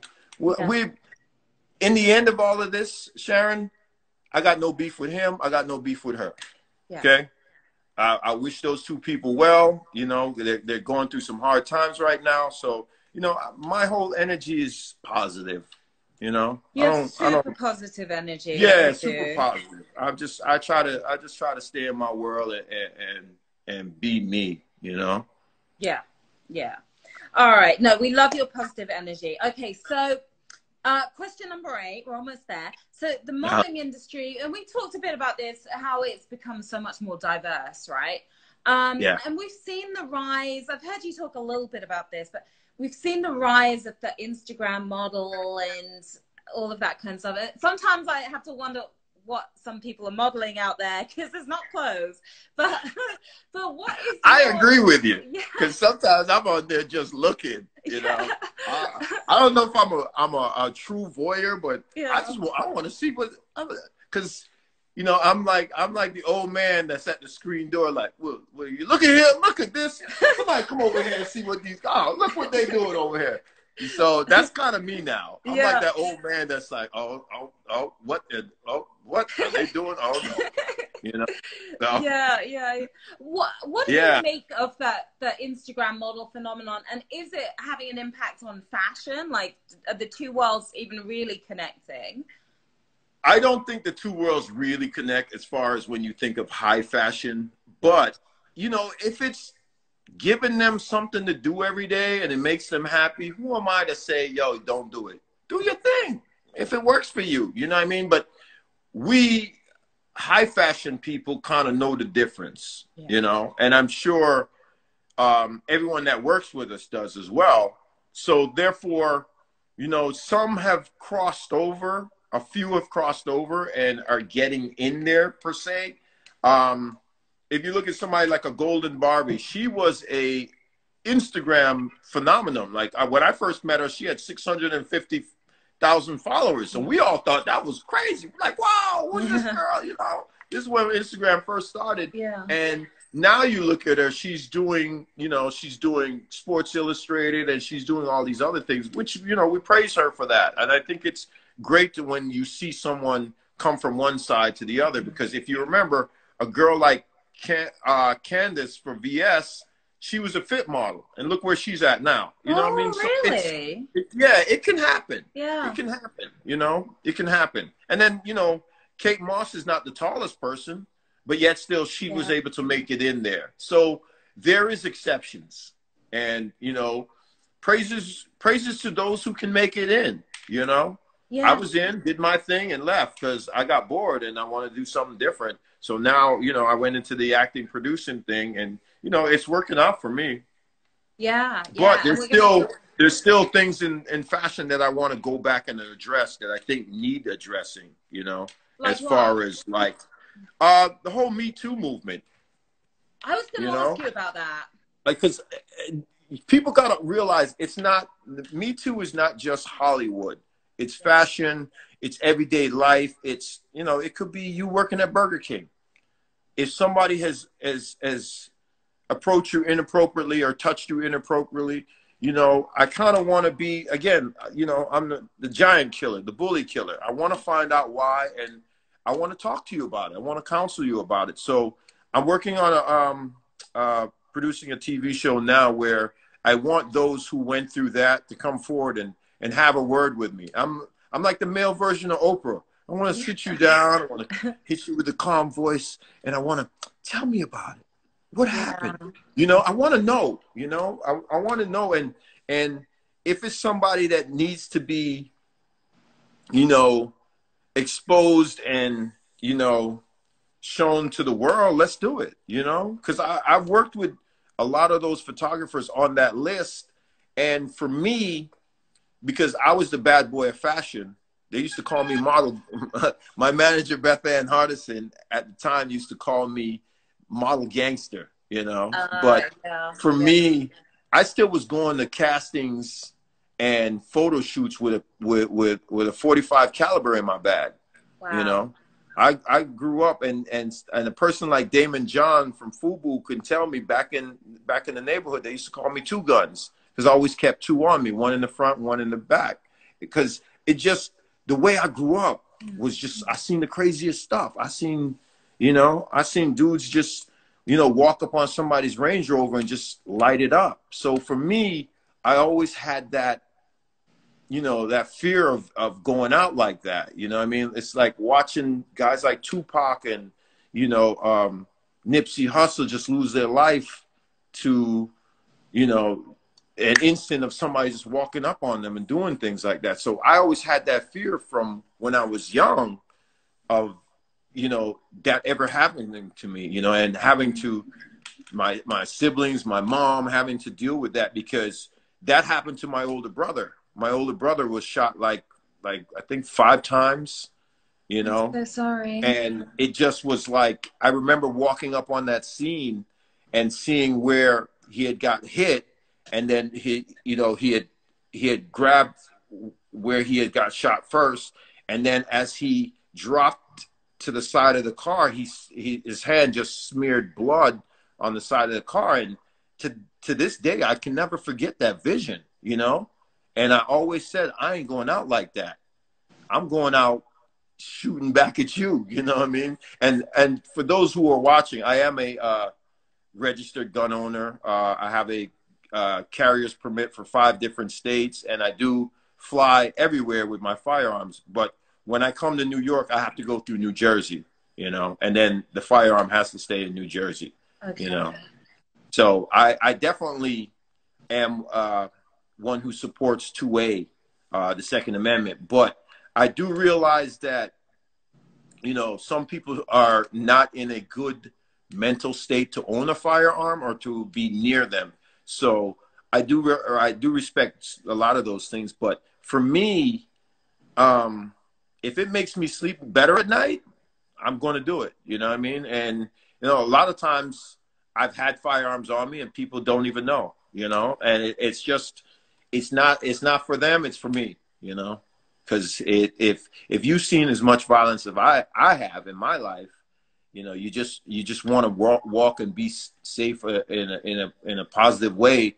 And if you can do it legally, then do it legally. Because remember, we as African, I hate to use the word African American because I'm actually Jamaican American, but as a black man in America, we and black women, we weren't given the same right to carry firearms or have firearms until I believe was the late 50s. You know, so for us, you know, and the thought of that kind of constitutional right to be taken away from us is wrong. And whether you like it or not, it's still your right. And you should not let government or anyone take that constitutional right away from you, you know, because the reason why the second followed the first was the second had to back up the first. You know, your right of free speech is your own. And then, you know, the second was right there, you know, and the right to bear arms. So I do believe every individual has that right, unless you have a criminal record or you're mentally unstable, then you shouldn't. But so you believe in background checks and I believe in background checks. I have no problem doing a background check. Yeah. I actually believe that in order for you to own some of the things that I have, like AR-15s and, you know, AKs and some of those are super powerful ones, I think you should be able to, you should have to take a test to see how well you handle it. How, you know, you take a test for a driver's license, why not a test for firearms? And I think that then those people can put I don't know if you want to put a gold star or a gold badge on their ID to show that they do have the right to own and carry these, then yeah, because like if I want to buy a fully auto machine gun or gun, I hate the term machine gun, but rifle, I have to fill out a ATF background check. I have to give my fingerprints. I have to give 2 photos, and I have to pay $200 tax stamp fee, and I have to wait 1 year before I'm allowed to have that. And I have what you call a class 3 license. I have suppressors. I have SBRs, which are short barrel rifles. I think you do need the proper paperwork to own those, you know. And I think every so often, yeah, you should get a mental check to make sure that you can have them. And those are the little things that the NRA and others don't want to give up, which I think is crazy. If that'll shut up the government and have them leave you alone, then why not do it? You know, some just don't want to do it for whatever reason it is, which I never understood when I had these conversations with these guys. So I'm what you call a weird person because I'm a Democrat, but yet still I believe in the rights of owning a firearm, and that's your protection and your right to, because police response is not as fast as a bullet, you know. Yeah. I have this motto that I say to myself: no one's coming to save you. You know, no one's coming to save you. Yeah. And by the time they get there, it's the coroner's van doing looking to see how many shots were fired, in what direction, and who maybe was your assailant. And I always said I ain't never going to be that person. I'd rather be, you know, judged by 12 than to carried out by 6. So, you know, my motto is always stay safe, be safe. Yeah. You know, I have bulletproof backpacks. I have vests. I have all that things. You know? Shit hit the fan. I ain't playing.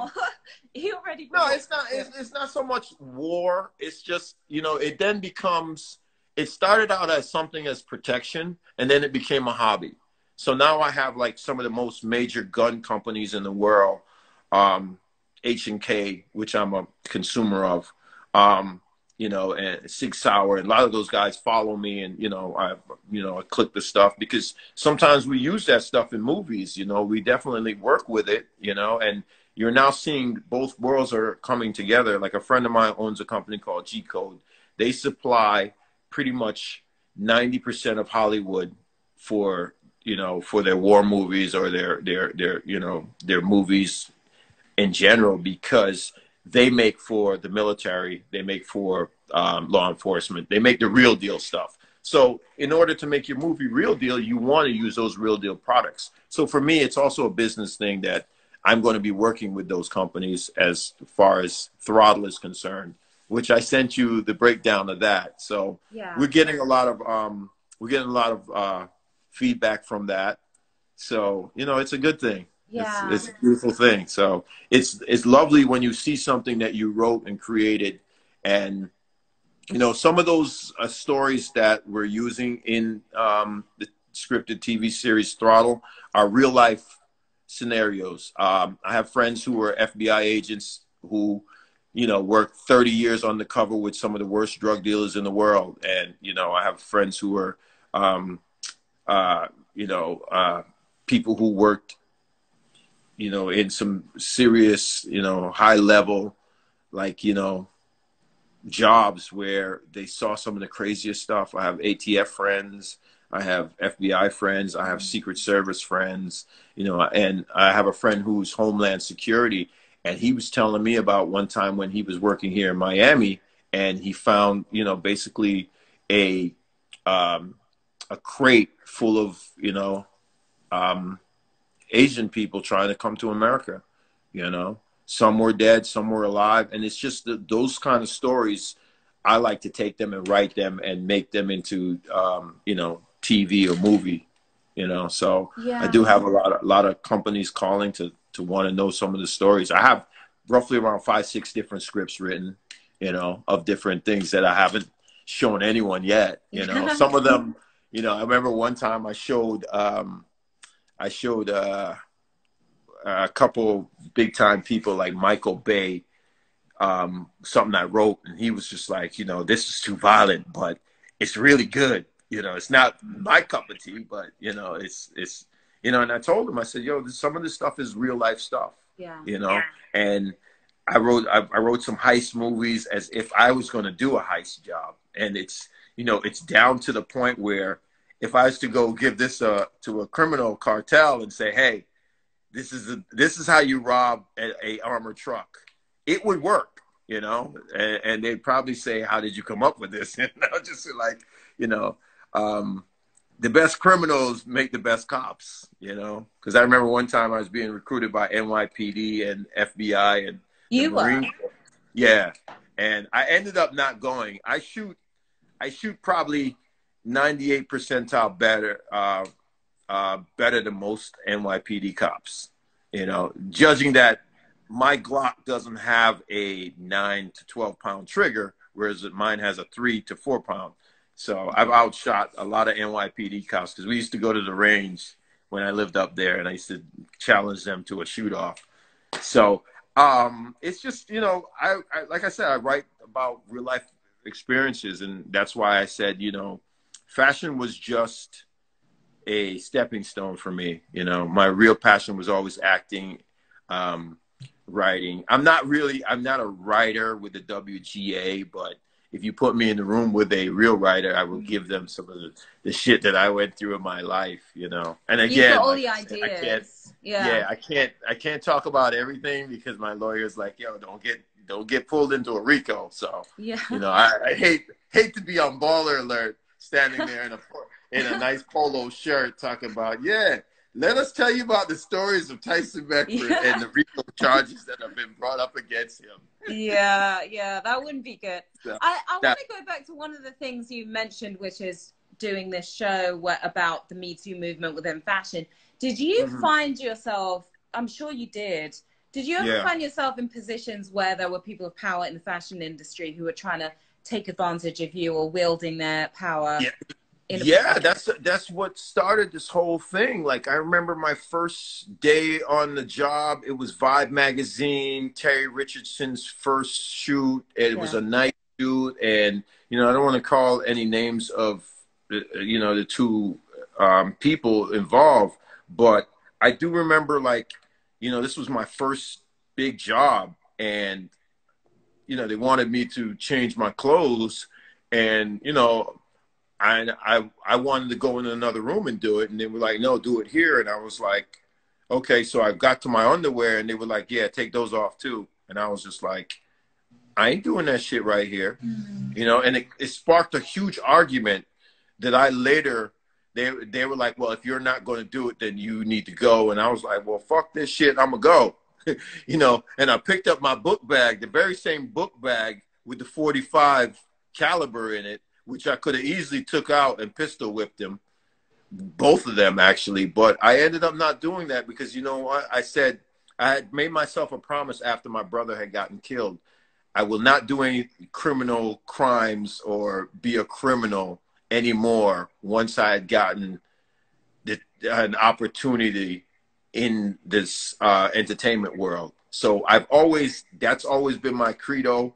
A lot of my friends on the street will tell you, like, you know, I've had opportunities to be like, connect this person with another person. And I said, no, I said, I refuse to do anything criminal minded or criminal, you know, in any criminal connection anymore. I just stopped. I left that life behind me, and I wasn't going to bring it into the fashion world. But trust me, it took a lot for me to walk away from those two, you know, during that situation. I'm like, yo, you just want to see my dick? You know what I mean? It's just, it was, you know, it was weird. So I got fired from that job. And then, you know, I was so pissed, and I felt like, you know, I'd been sexually assaulted and abused in a way that wasn't, you know, it wasn't right.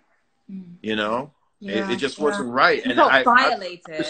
I was fuming for about a week straight. Yeah. And then, you know, I had to let it go. But at that time, there was nobody to go to. Like, I told my manager, and she was like, well, that's not right.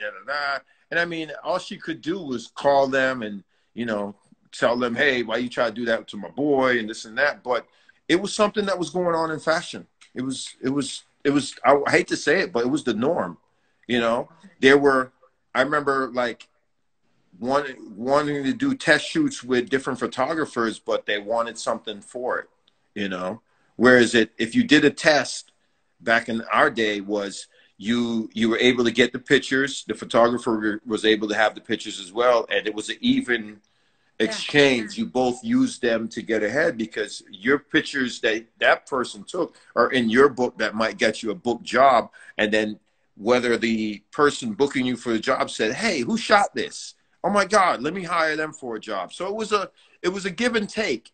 But when it got to the point where there was a casting couch, it just got to the point where you were like, man, fuck this shit. I'm not, I ain't letting somebody suck my dick. I'm not, I don't want to fuck your wife or none of that crazy shit. But I had all that crazy shit thrown at me. So for me, I had that experience. And for me, I was such the gangster about it that it started to spread throughout the industry. Don't come at that boy like that. Don't come at that boy like that, because that boy don't play, Yeah. And I'm sure that I've gone to castings, and they've seen, before I took my shirt off, I had to like, oh, can I go to the bathroom, because I know I had my pistol in my waist, and I'm sure sometimes when I bent over to pick something up or unlace my shoes, they saw it, and most didn't say anything. And then I remember even one time, I'm walking up the stairs to a casting, my gun dropped on the stairs. Oh, no. And I don't know if you've ever heard a gun drop on wooden stairs. It's quite loud. So you've been to a party where somebody dropped their gun on the ground. God forbid that it went off. Probably, but it just, it's I didn't want to be that model anymore. You know what I mean? So I started carrying the gun less and less, and trying not to go to work with a pocket knife, and just those things, because it wasn't too many models from New York City, Bronx, going to casting. It was guys from Montana and guys from all over coming to New York to do the modeling thing. I was one of the few that were homegrown as far as for fashion. So, I try to not bring the street to work sometimes, but sometimes, some of them stylists and editors got a little feisty, and I had to really let them know, like, look, man, I don't play that shit. You know what I mean? I'm from the BX. You know, don't play with me like that. So yeah, a lot of times they didn't do that to me, but I know, and I saw models that happened to, you know. And there was this one guy that we used to always have on the polo shoots, and he was barely in the photo shoots, but yet still, when he was asked to do for certain photo shoots and then go to certain dinners, he went, you know. And then I remember saying to him one time, yo, why you do that? Why you doing that? Why you kissing up to them like that? You know? Whereas I had that attitude where I don't give a fuck. I'm not letting you, you know, I'm not letting you sexually abuse me or take advantage of me in any way. Whereas others didn't have that voice. yeah, You know? They didn't, it was their first encounter with, you know, homosexuality. And then, you know, they got taken advantage of, you know, whether something was put in their drink or they were lured somewhere and, you know, or were dragged to a gay bar and, you know, taken advantage of. It just, shit like that was happening, yeah. you know, in that era. Is it still happening? I don't know, because I'm not really in it like I was every day, day in, day out. But, you know, I've dated female models where, you know, they've told me, like, photographers have touched them, made them feel uncomfortable, you know. Even ex-girlfriends of mine, I'm pretty sure they went through stuff. And then, you know, if they were probably smart enough not to say, I'm not going to tell him because he going to kill somebody, you know. And I think my younger me probably would have did that, you know. I would have chopped them up and fed them to the sharks. But, you know, it's just, you know, I don't like when people get taken advantage of like that. I think that's, you know, like when people do that to kids and innocent, you know, kids are so innocent. And a lot of these models were kids. I remember going to One Oak sometimes and, you know, watching these young models slumped over to find out the girl's 14 years old. What is she doing in here drinking? Yeah. And I used to always be like, yo, Richie, what the fuck? What the fuck is she doing in here? She's not even age. I'd say, yo, they'll shut you down. You know, of course, you know, the owners of the club never really knew everything because a lot of these promoters are slime balls. Yeah. But it's crazy. But, you know, I was so glad when they implemented that we're not going to let models this young, you know, come into the business anymore. Because, you know, I remember working with Chanel Iman when she was 15, you know, although her mom was there. But, you know, I just thought it was crazy because I remember my life at 15. Yeah. I wouldn't be mature enough to do any of that shit, you know. But you had a lot of these young girls in those situations. And I'm sure, you know, a lot of grown people took advantage of some of them, you know. And I'd love to, you know, talk to them and have their stories, you know. And, you know, whether we don't identify who they are or we do, I think it's something that needs to be brought to light. I think society needs to, you know, acknowledge these things that happen because you're damaging people. People are leaving the world damaged, you know, and some take to go and do the same damage to others that has been done to them. And then, you know, you start this disgusting cycle, or you cause them to want to take their own life, which is sad because you now have taken the innocence from them.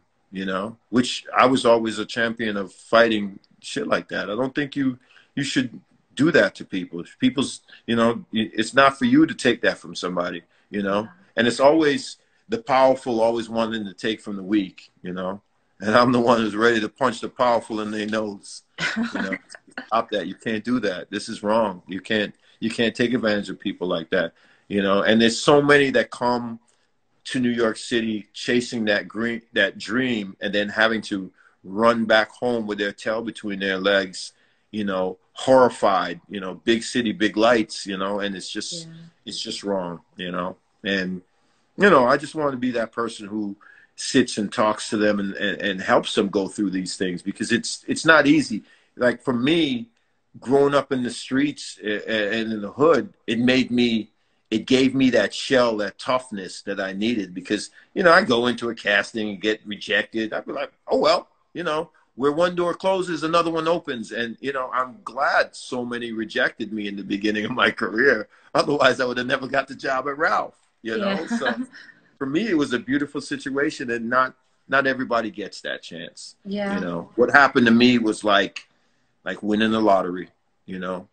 And which you is know, why we haven't seen another you since you. And you you know retired what in I'm saying? 2008. I mean, they try, they'll shave the poor kid head, and you know, you're the next Tyson. There is no next Tyson. There is no next Naomi Campbell. There is no next Cindy Crawford. Although her daughter looks almost exactly like her, it's just we're one of one. You know, there will never be another Tupac or Nipsey or any of those that we've lost, DMX. There won't be. What we need to do is nurture and help blossom the next person who wants to chase that dream, instead of stifling them and telling them, oh, you can never be that. You know, you could probably be better. You know, there's probably a better Tyson coming out, but it may be maybe 5, maybe 10, maybe 20 years from now. Who knows? We don't know. You know, I don't ever put that pressure on my son to be the next Tyson. You know, don't be like your dad. I always tell him, be better than dad, you know, because that's what we should be doing. Absolutely. But, you know, it is what it is. Well, you mentioned we're on question 9. You mentioned Throttle, which is your new show. You're filming it in Miami. Baby right now. I'm 2 going on almost 3 years into this, putting together this show. You know, it's hard work. I've never done this before, so this is my first run at it. But I've met with some, and you're starring on the show. I'll be producing and starring, and being the creator of it. It's tough because you have this vision. I see my character Ronan Walker, how he is, and Ronan is much like me. He wants to fight the bad and help the good succeed. So but he's also dealing with his own demons. You know, he's got post-traumatic stress from you know, being in the military and tours of duty in Afghanistan and Iraq, and seen things and been sent on missions that his country has sent him on, which he probably would have never went on if it wasn't orders. You know, so I have a lot of friends who were in the military, and then, you know, I have a lot of Marine Corps buddies who, you know, sometimes they call me at 3 o'clock in the morning and they want to talk, you know, or they're like, yo, let's just go grab a cigar and a beer and talk, you know, because I know what it means when they reach out to me. You know, they need to talk, and I can't say, well, no, I'm busy. No, I drop everything I'm doing because, you know, they are more comfortable talking to me than, you know, someone who specializes in that. And that's a start, because if I can get them to start talking to me, I can then suggest them, hey, let's go see this guy, you know, and if you want, I'll sit in on it with you. But, you know, there's people who are dealing with a lot of mental issues that, you know, we sweep under the rug. Oh, that person's crazy. Oh, he's a nut job. And, you know, we're quick to push them off and say something, but we're not there. We're not quick to help them. And I think, you know, a show like Throttle deals with that. It deals with some of the episodes are dealing with sex trafficking, child abuse, gun runners, drug dealers, white collar crimes. These are all the things that are going on in our world that we tend to look past, you know, and it's, you know, we tend not to call out, you know, government officials for hanging out and hiring sex trade workers. You know, we have a politician now who's under investigation for those things, but his party won't call him out. Yeah, it won't call him out. They just, you know, they just act like it ain't happening. And this man is still going out, talking to people, telling people, you know what I mean? For me, I think they all should be shot and killed, you know? It's just the way I think, but I can't go out and do that. You know, a crazy person would go do that. But it is something wrong when a grown man is hiring a young underage child to have sex with. There's so many grown women. What's wrong with you, bro? You know, and that to me, you know, and with Throttle, my character, Ronan Walker, has that green light, you know. He's got the green light from the government to go turn those people's lights out. And I think it's going to get controversial.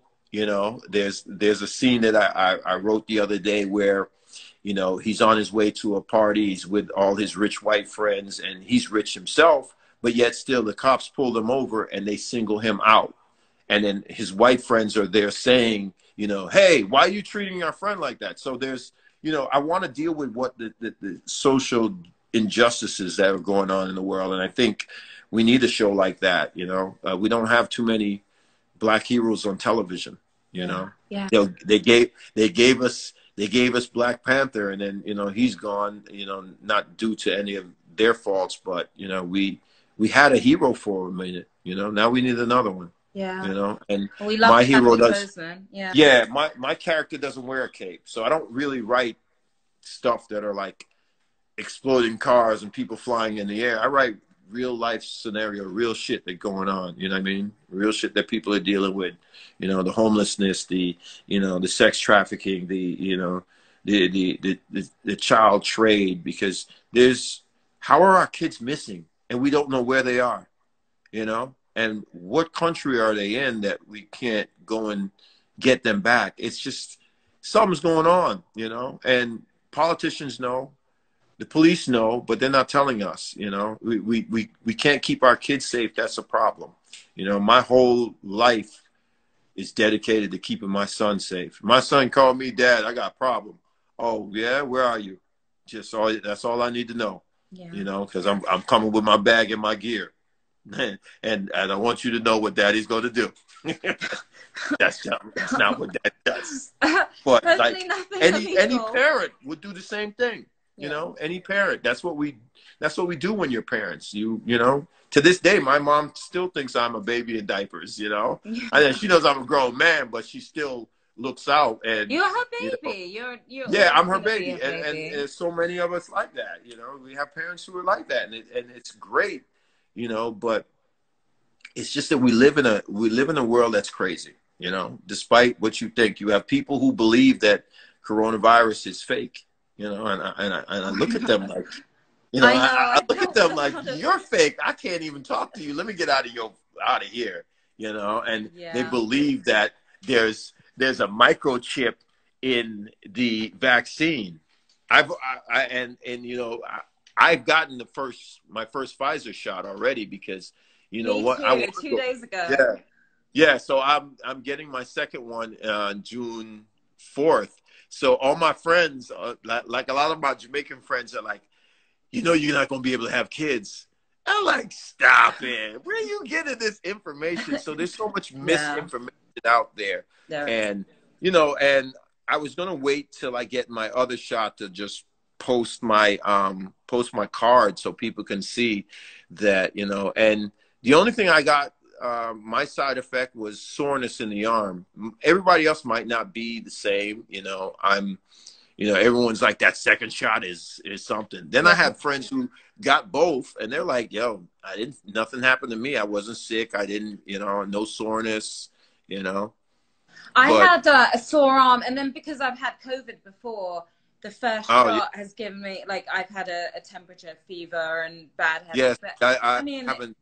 God, for knock on wood, I didn't, you know, I never got exposed to COVID because I was being safe. I was paranoid. I wore gloves. I wore 2 masks. I did, you know, I would have a K95 mask, and then I would have a bandana over it. And, you know, I didn't go hanging out with people. I didn't go to clubs. I just stayed the hell out of it, you know? Yeah. An air purifier that cleans my air in the house consistently. I turn that joker on every day, let it run for it. And it smells like a hospital, but, you know, I know.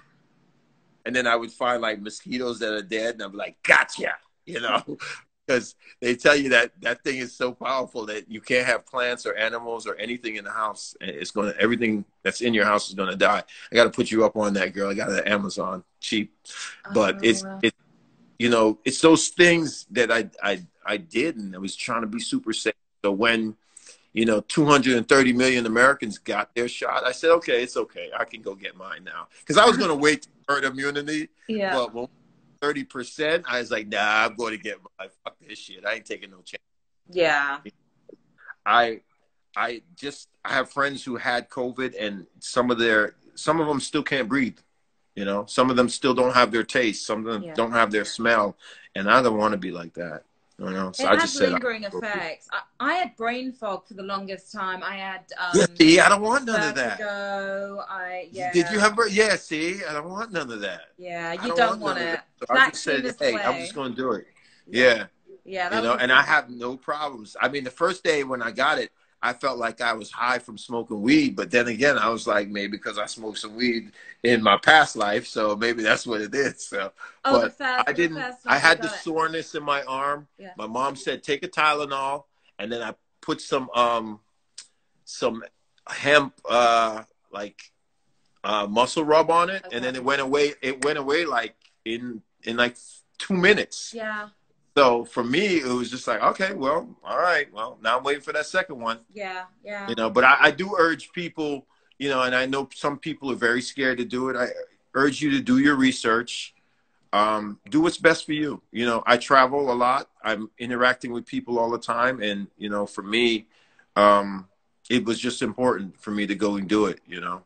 I'm 50 years old, and I ain't no spring chicken, so I ain't taking no chances. You know, you're still at 50 years young. That's young. Yeah. You know, I'm halfway to 100. I'm getting there. Well, if you make it to 100, I think that's a great thing. Oh man, my grandmother made it to 99. Who I have her urn right here in my house. You know, she's my angel. Oh, so wow. you know, we take turns and we pass grandma around. So I have to take grandma on a motorcycle ride, because that's what she wanted. So I'm going to put her in a backpack, and I'm going to take her on my bike. Okay. Give her a thrill ride. Yeah, right?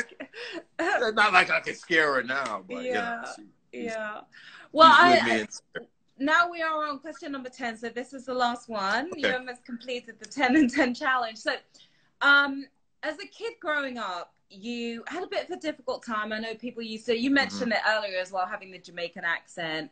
People used to make fun of you, and you I heard you say in an interview that girls didn't really give you the time of day for the longest time as well. No, I didn't. And it's sort of, you know, middle finger up to all those people from back in the days, right? Yeah. Yeah. But what advice do you have for people who are going through a tough time right now in terms of how to find that inner confidence so that they can live their dreams at any age, however old they are? And I've heard you say some interesting stuff about how to find that inner confidence, because that's so important. It is very important. So what I always suggest to people, invest in yourself as far as eating right, spending time with yourself, working out. Do things that make you feel good. Don't do things to make others feel good, because now you're at a point where your self-esteem and everything is low. So you need to build that up. And I find that that when I work out, I get a confidence. I get great posture. I feel better about myself. You know, I get rid of the stress whenever I work out. And I think that is one of the best things. And also, I know it sounds crazy, but meditation. Meditation is such a beautiful, amazing thing. We live in this world where we have these phones, we have these PlayStations, we have these TVs, you have the YouTube. Turn all of that off. Just turn it all off. Close your eyes, sit on the floor of your house or wherever you want, go to the park, tune everything out, and just take yourself to anywhere you want in the world. You know, whether it's a beach, whether it's, you know, whatever makes you feel good. Like, you know, just go there, sit, don't speak to anybody, just close your eyes and just imagine wherever you want to be, and just do that. You know, whether it's every day or whenever you're feeling stress, and, you know, that works for me. Also reading. Read a book that you would never think you would read, you know, like right now I'm reading about a Russian nuclear physicist. Like, I would never think that I would want to pick up this book, but I've read everything from, you know, Malcolm X, which is one of my favorite autobiographies, you know, to Martin Luther King and all those different books. I just read something that, you know, takes you to another dimension, another world. Like, get out of the world that you're in for a minute. Yeah. Reflect on who you are. Build your self-confidence within yourself, you know, because it comes from within to go out. Because it was one thing that I learned as a kid, because, you know, I was such an ugly duckling to the world. You know, I had gap teeth. I had these this Chinese heritage, which was not normal. You know, there weren't any Blasians, you know, growing up in the 70s and the 80s. And I had this huge afro that was, most of the time I tried to comb it and keep it, but it was just so much hair. And then whenever I braided it, you know, the white kids would be like, "Are you a girl or a boy?"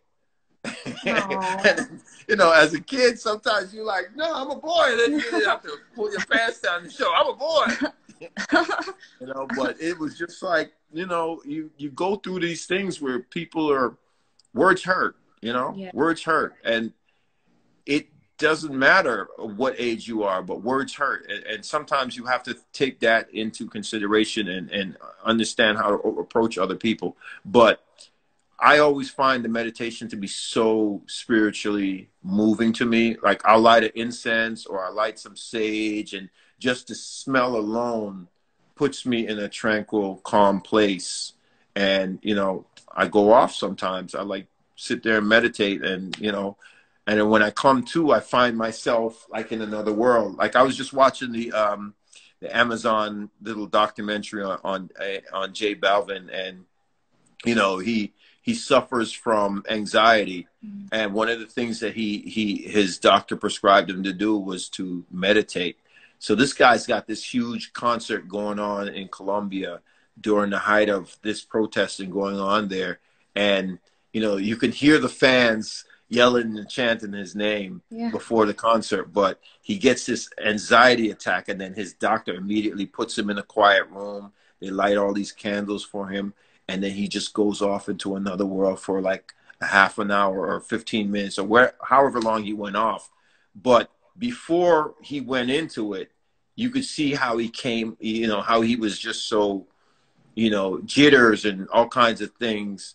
And then when he came out of it, he was just so calm. It was almost like watching him float across the TV screen.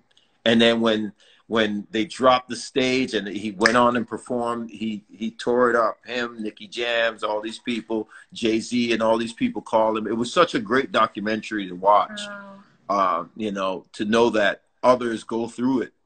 You know, we all go through some things. You know, he might have 100 million followers. You know, and you might have, you know, 1,000 followers, but we all go through things. You know, and if you can find a way to escape and be somewhere where it's good for you, then, you know, it's always a blessing. And I tell people, find the confidence within yourself.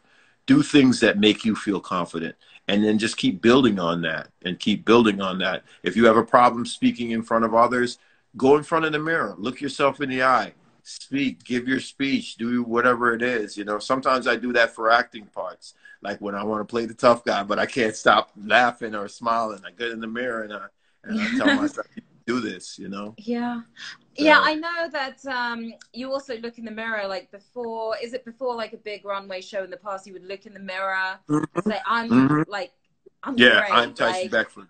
Tyson Beckford. Or before going into big speaking engagements, I do that. You know, I'm Tyson Beckford. I have the confidence to do that. And I have the confidence to do this because I'm here now, and now is where I shine, you know. And I'll tell myself things like that, you know, and then be able to just go out there and just woo the crowd or woo whatever I got to do. You build that confidence in yourself, you know, because growing up, I didn't have a lot of confidence. I was a very shy kid. I never would never want to be seen by people, you know, and I still have it to this day where I become a recluse.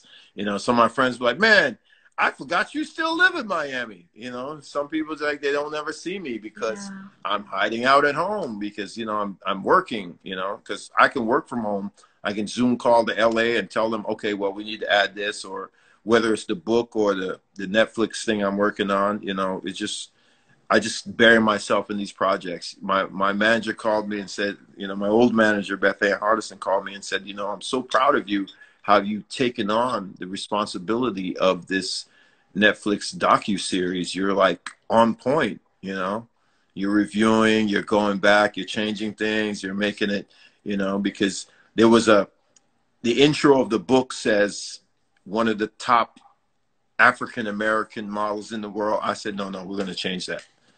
The top Jamaican-American model in the industry.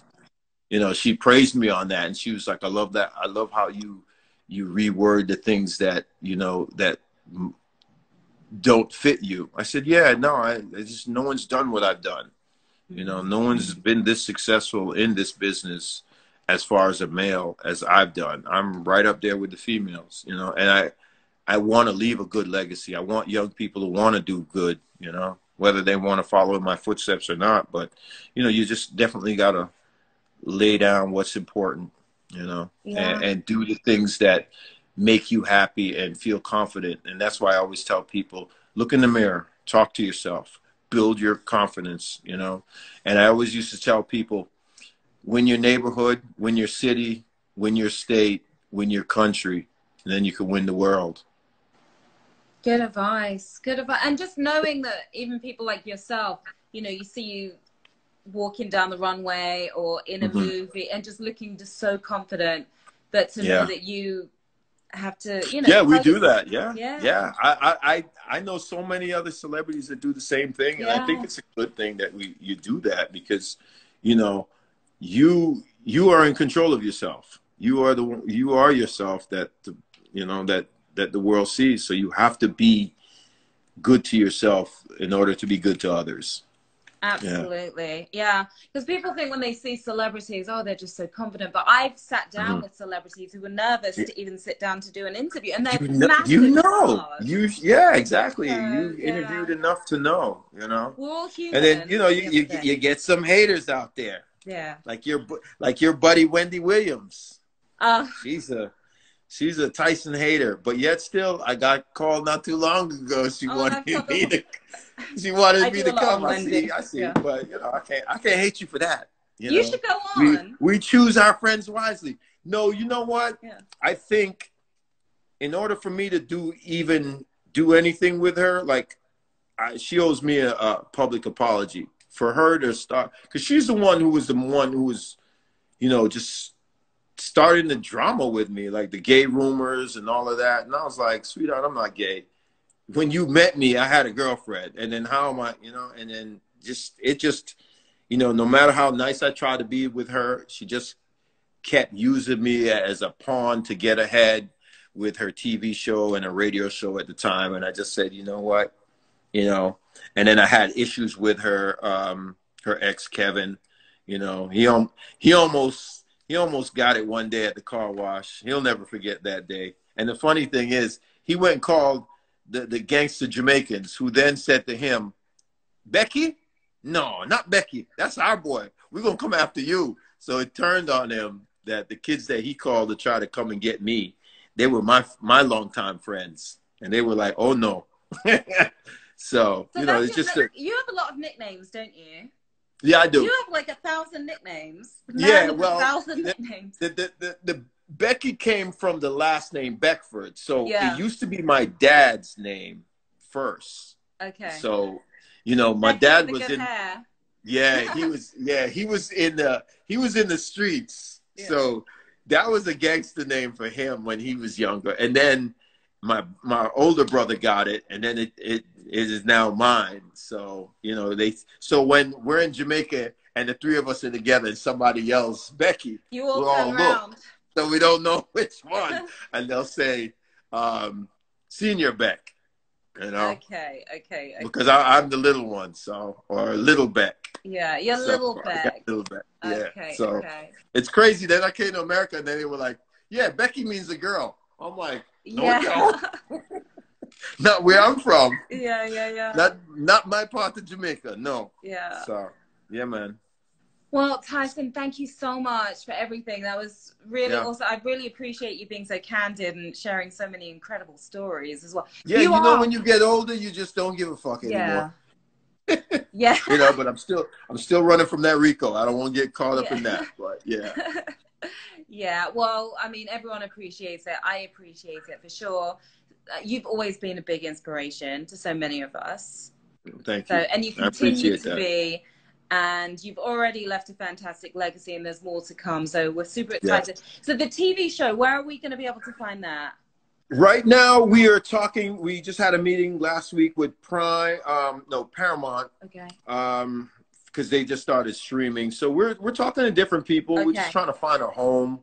For me, I still want to talk to Netflix and Amazon Prime. I think that's probably a good place for us. But Yeah. there's so much going on. Everyone's scrambling to put something out, and I think Especially after COVID. You know, yeah, there's so much stuff backlog. going on, and there was so much that I saw what I watched on Netflix and on Prime, and there's nothing like it. I sent the same thing I sent to you, to Whoopi Goldberg.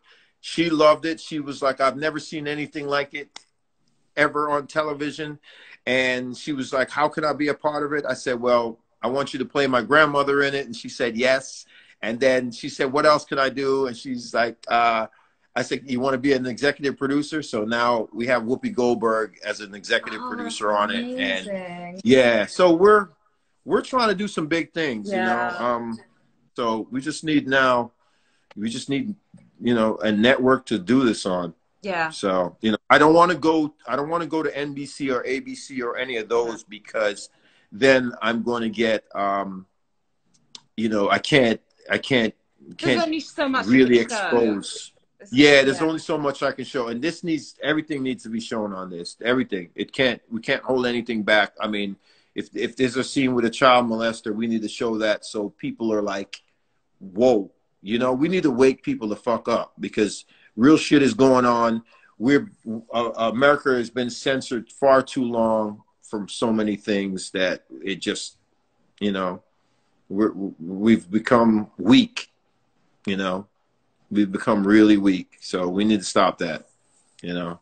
Well, definitely keep us posted, and I know you're going to sell the show. It'll be, you know, amazing to see. Man, I'm like a drug dealer trying to sell this work. Yeah, I mean, I'm gonna get this work sold. It can take a while to get it all together. Yeah, it can. Like I said, I've been Yeah. working on this for 2.5 years of my life so far, and I'm not giving up at all, because everyone who reads it is like, wow, you know. So I got to keep that going. I have some independent companies just want to give me the money just to shoot it, and you know, there's talks of either turning it into a TV series or we turn it into a full-fledged film. And either way for me doesn't matter, as long as we get the story told and people see the life of Ronan Walker, you know. Yeah. Exciting. Well, I can't wait to watch it. And I know you'll keep us posted. And I would say we'll look up you on Instagram, but you've only got 9 pictures on there. So yeah, but you know what?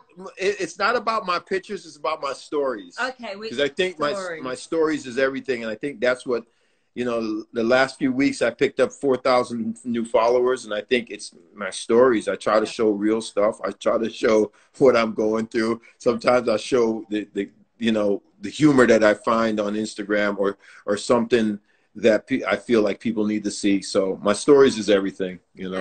Yeah. Don't look too much at the pictures, but the stories are everything. Yeah. See, you and I go way back, but like I haven't known you to this extent where I've like seen all that humor and all the passion. Yeah. And so it's great you know, I have a comedy that I did with Rotimi and Erica Ash and Stephen Bishop, and you know, It's called Singleholic. I don't know when it's coming out, and I play this character called Manny who has a Jerry curl, and you know, sometimes I post up stuff about it, but it's a film that's in the can. I don't know when it's coming, and you know, and everyone who's seen it says, "Yo, it's going to change my career," because people don't know that funny side of me. So I play this aerobics instructor who just, you know, he's a womanizer, but then he learns his ways after a close encounter with death. So it's a very funny film. You know, I just wait for people to see some of the works that I've done that haven't come out yet. Yeah. So I'm patient. Yeah. Patience is a virtue. It's all gonna happen. Yes. Tyson, yes, it is. Thank you again so much. You guys at home, thank you for watching as well. Yeah, man, for sure. Welcome. You're welcome. Thank you. Thank you. And yeah, you know, best of luck with everything. We're super excited about all your projects. Okay, thank you. Okay. We'll Enjoy talk soon. Miami. I will. Come visit. I will. The offer's there. I know. All right. I know. I'm coming to Miami soon. I hope so. I will. Bye, right, guys. baby. Bye. Bye, everyone. Bye, Tyson. Bye-bye. Bye.